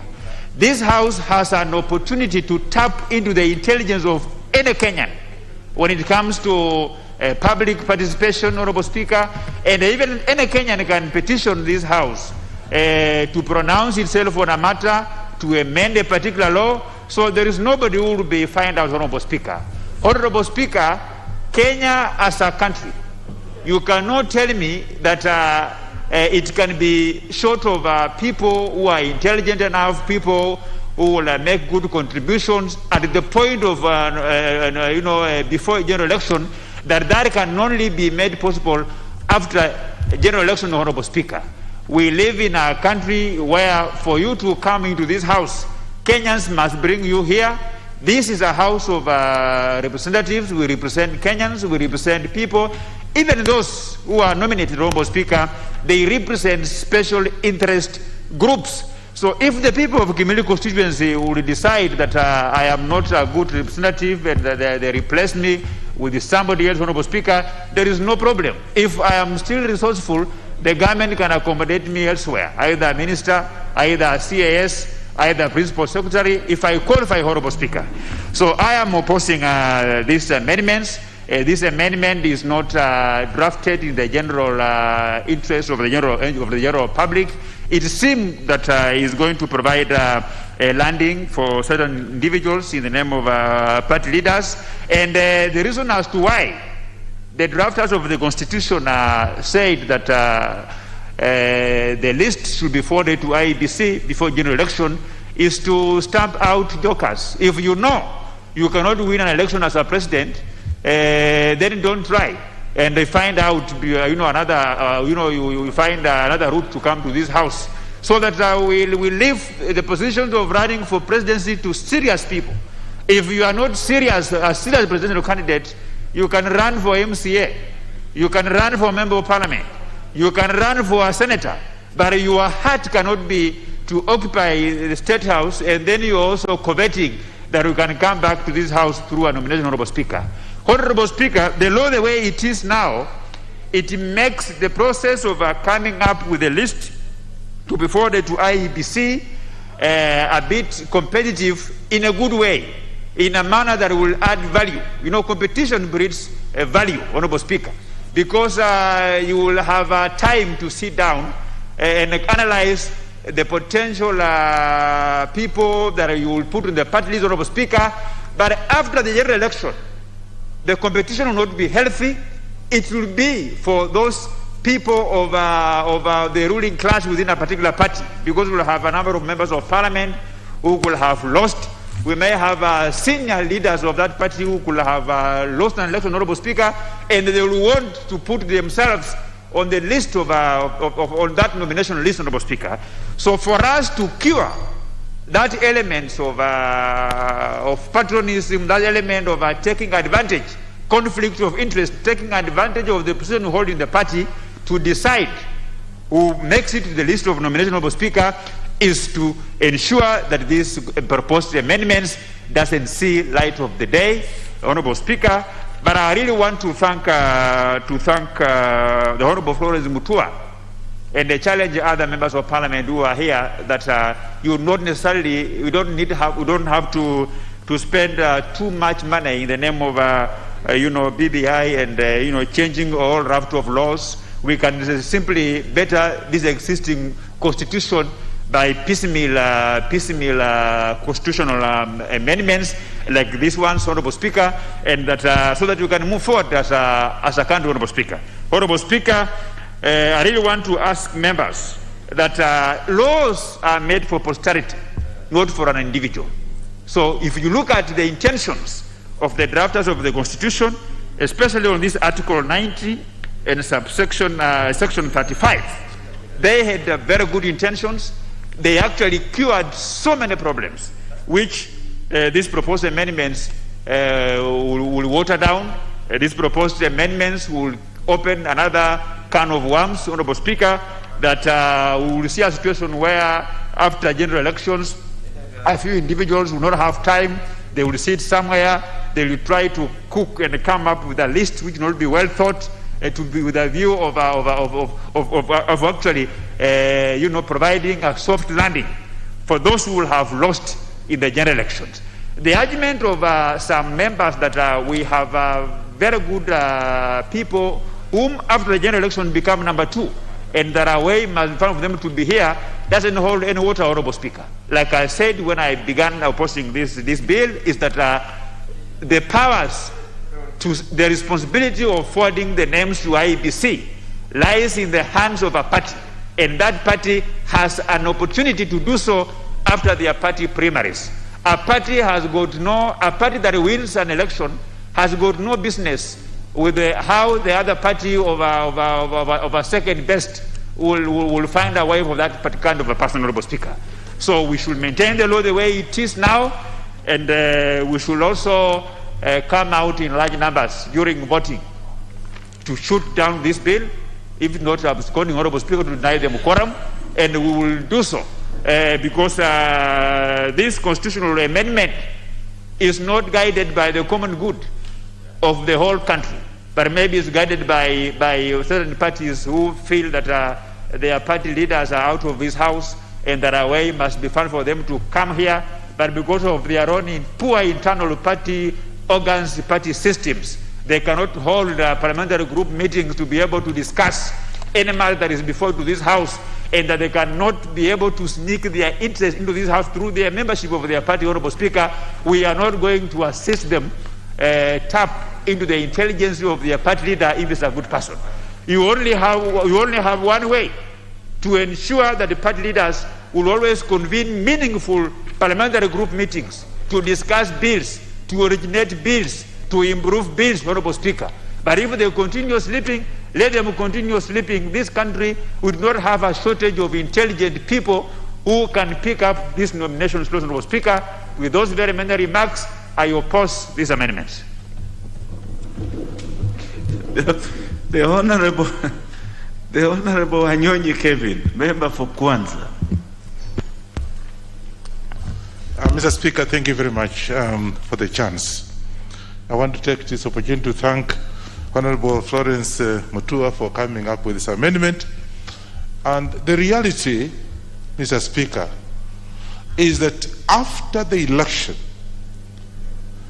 depending on how the party has performed, will then be given the slot. If you have more than maybe 10, 20, 30, depending, then they're given you the slot to fill.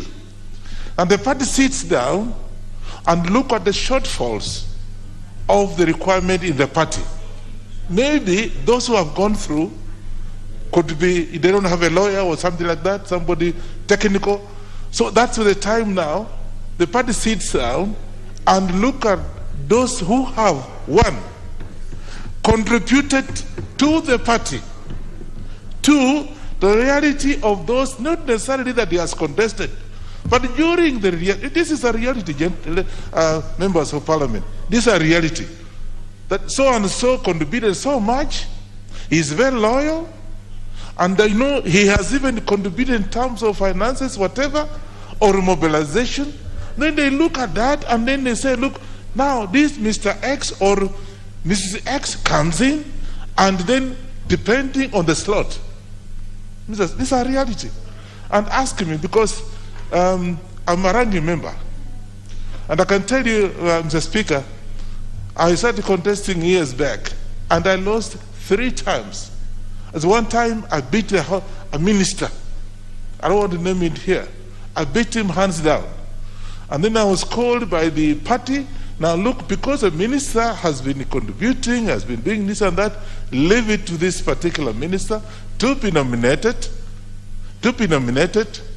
and for you, you can be given something else. So that depending on the reality on the ground, depending on what the party has come up with.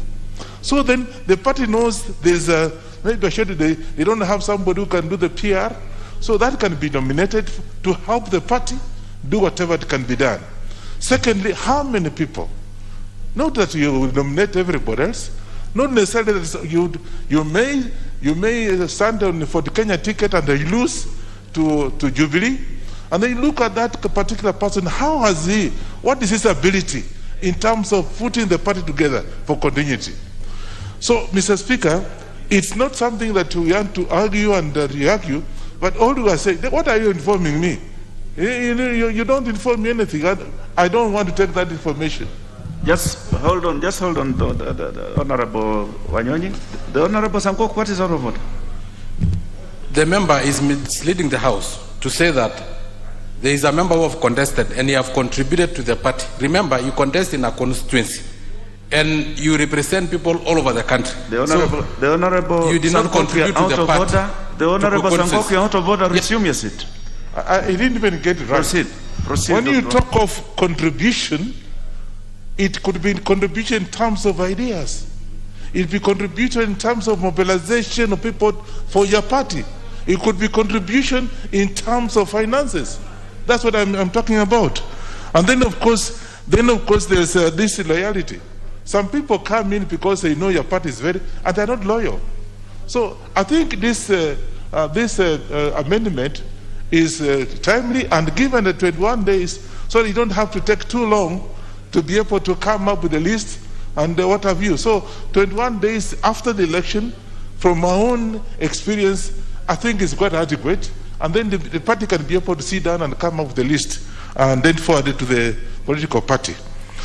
Secondly, and lastly, the 2/3 gender rule, again, we look at it and see, look, maybe there are more ladies who have contested in that particular, and I know there are many, so then you look at you feel it is putting in the men. If there are more men in the party that have been elected, you look at the ladies so that you can balance out. That's what it means. So I don't understand why we should, this actually amendment should be passed yesterday so that you can be able to move forward, and this is actually an eye-opener to the parties. Because I've had cases where, for example, and I quite agree, in my own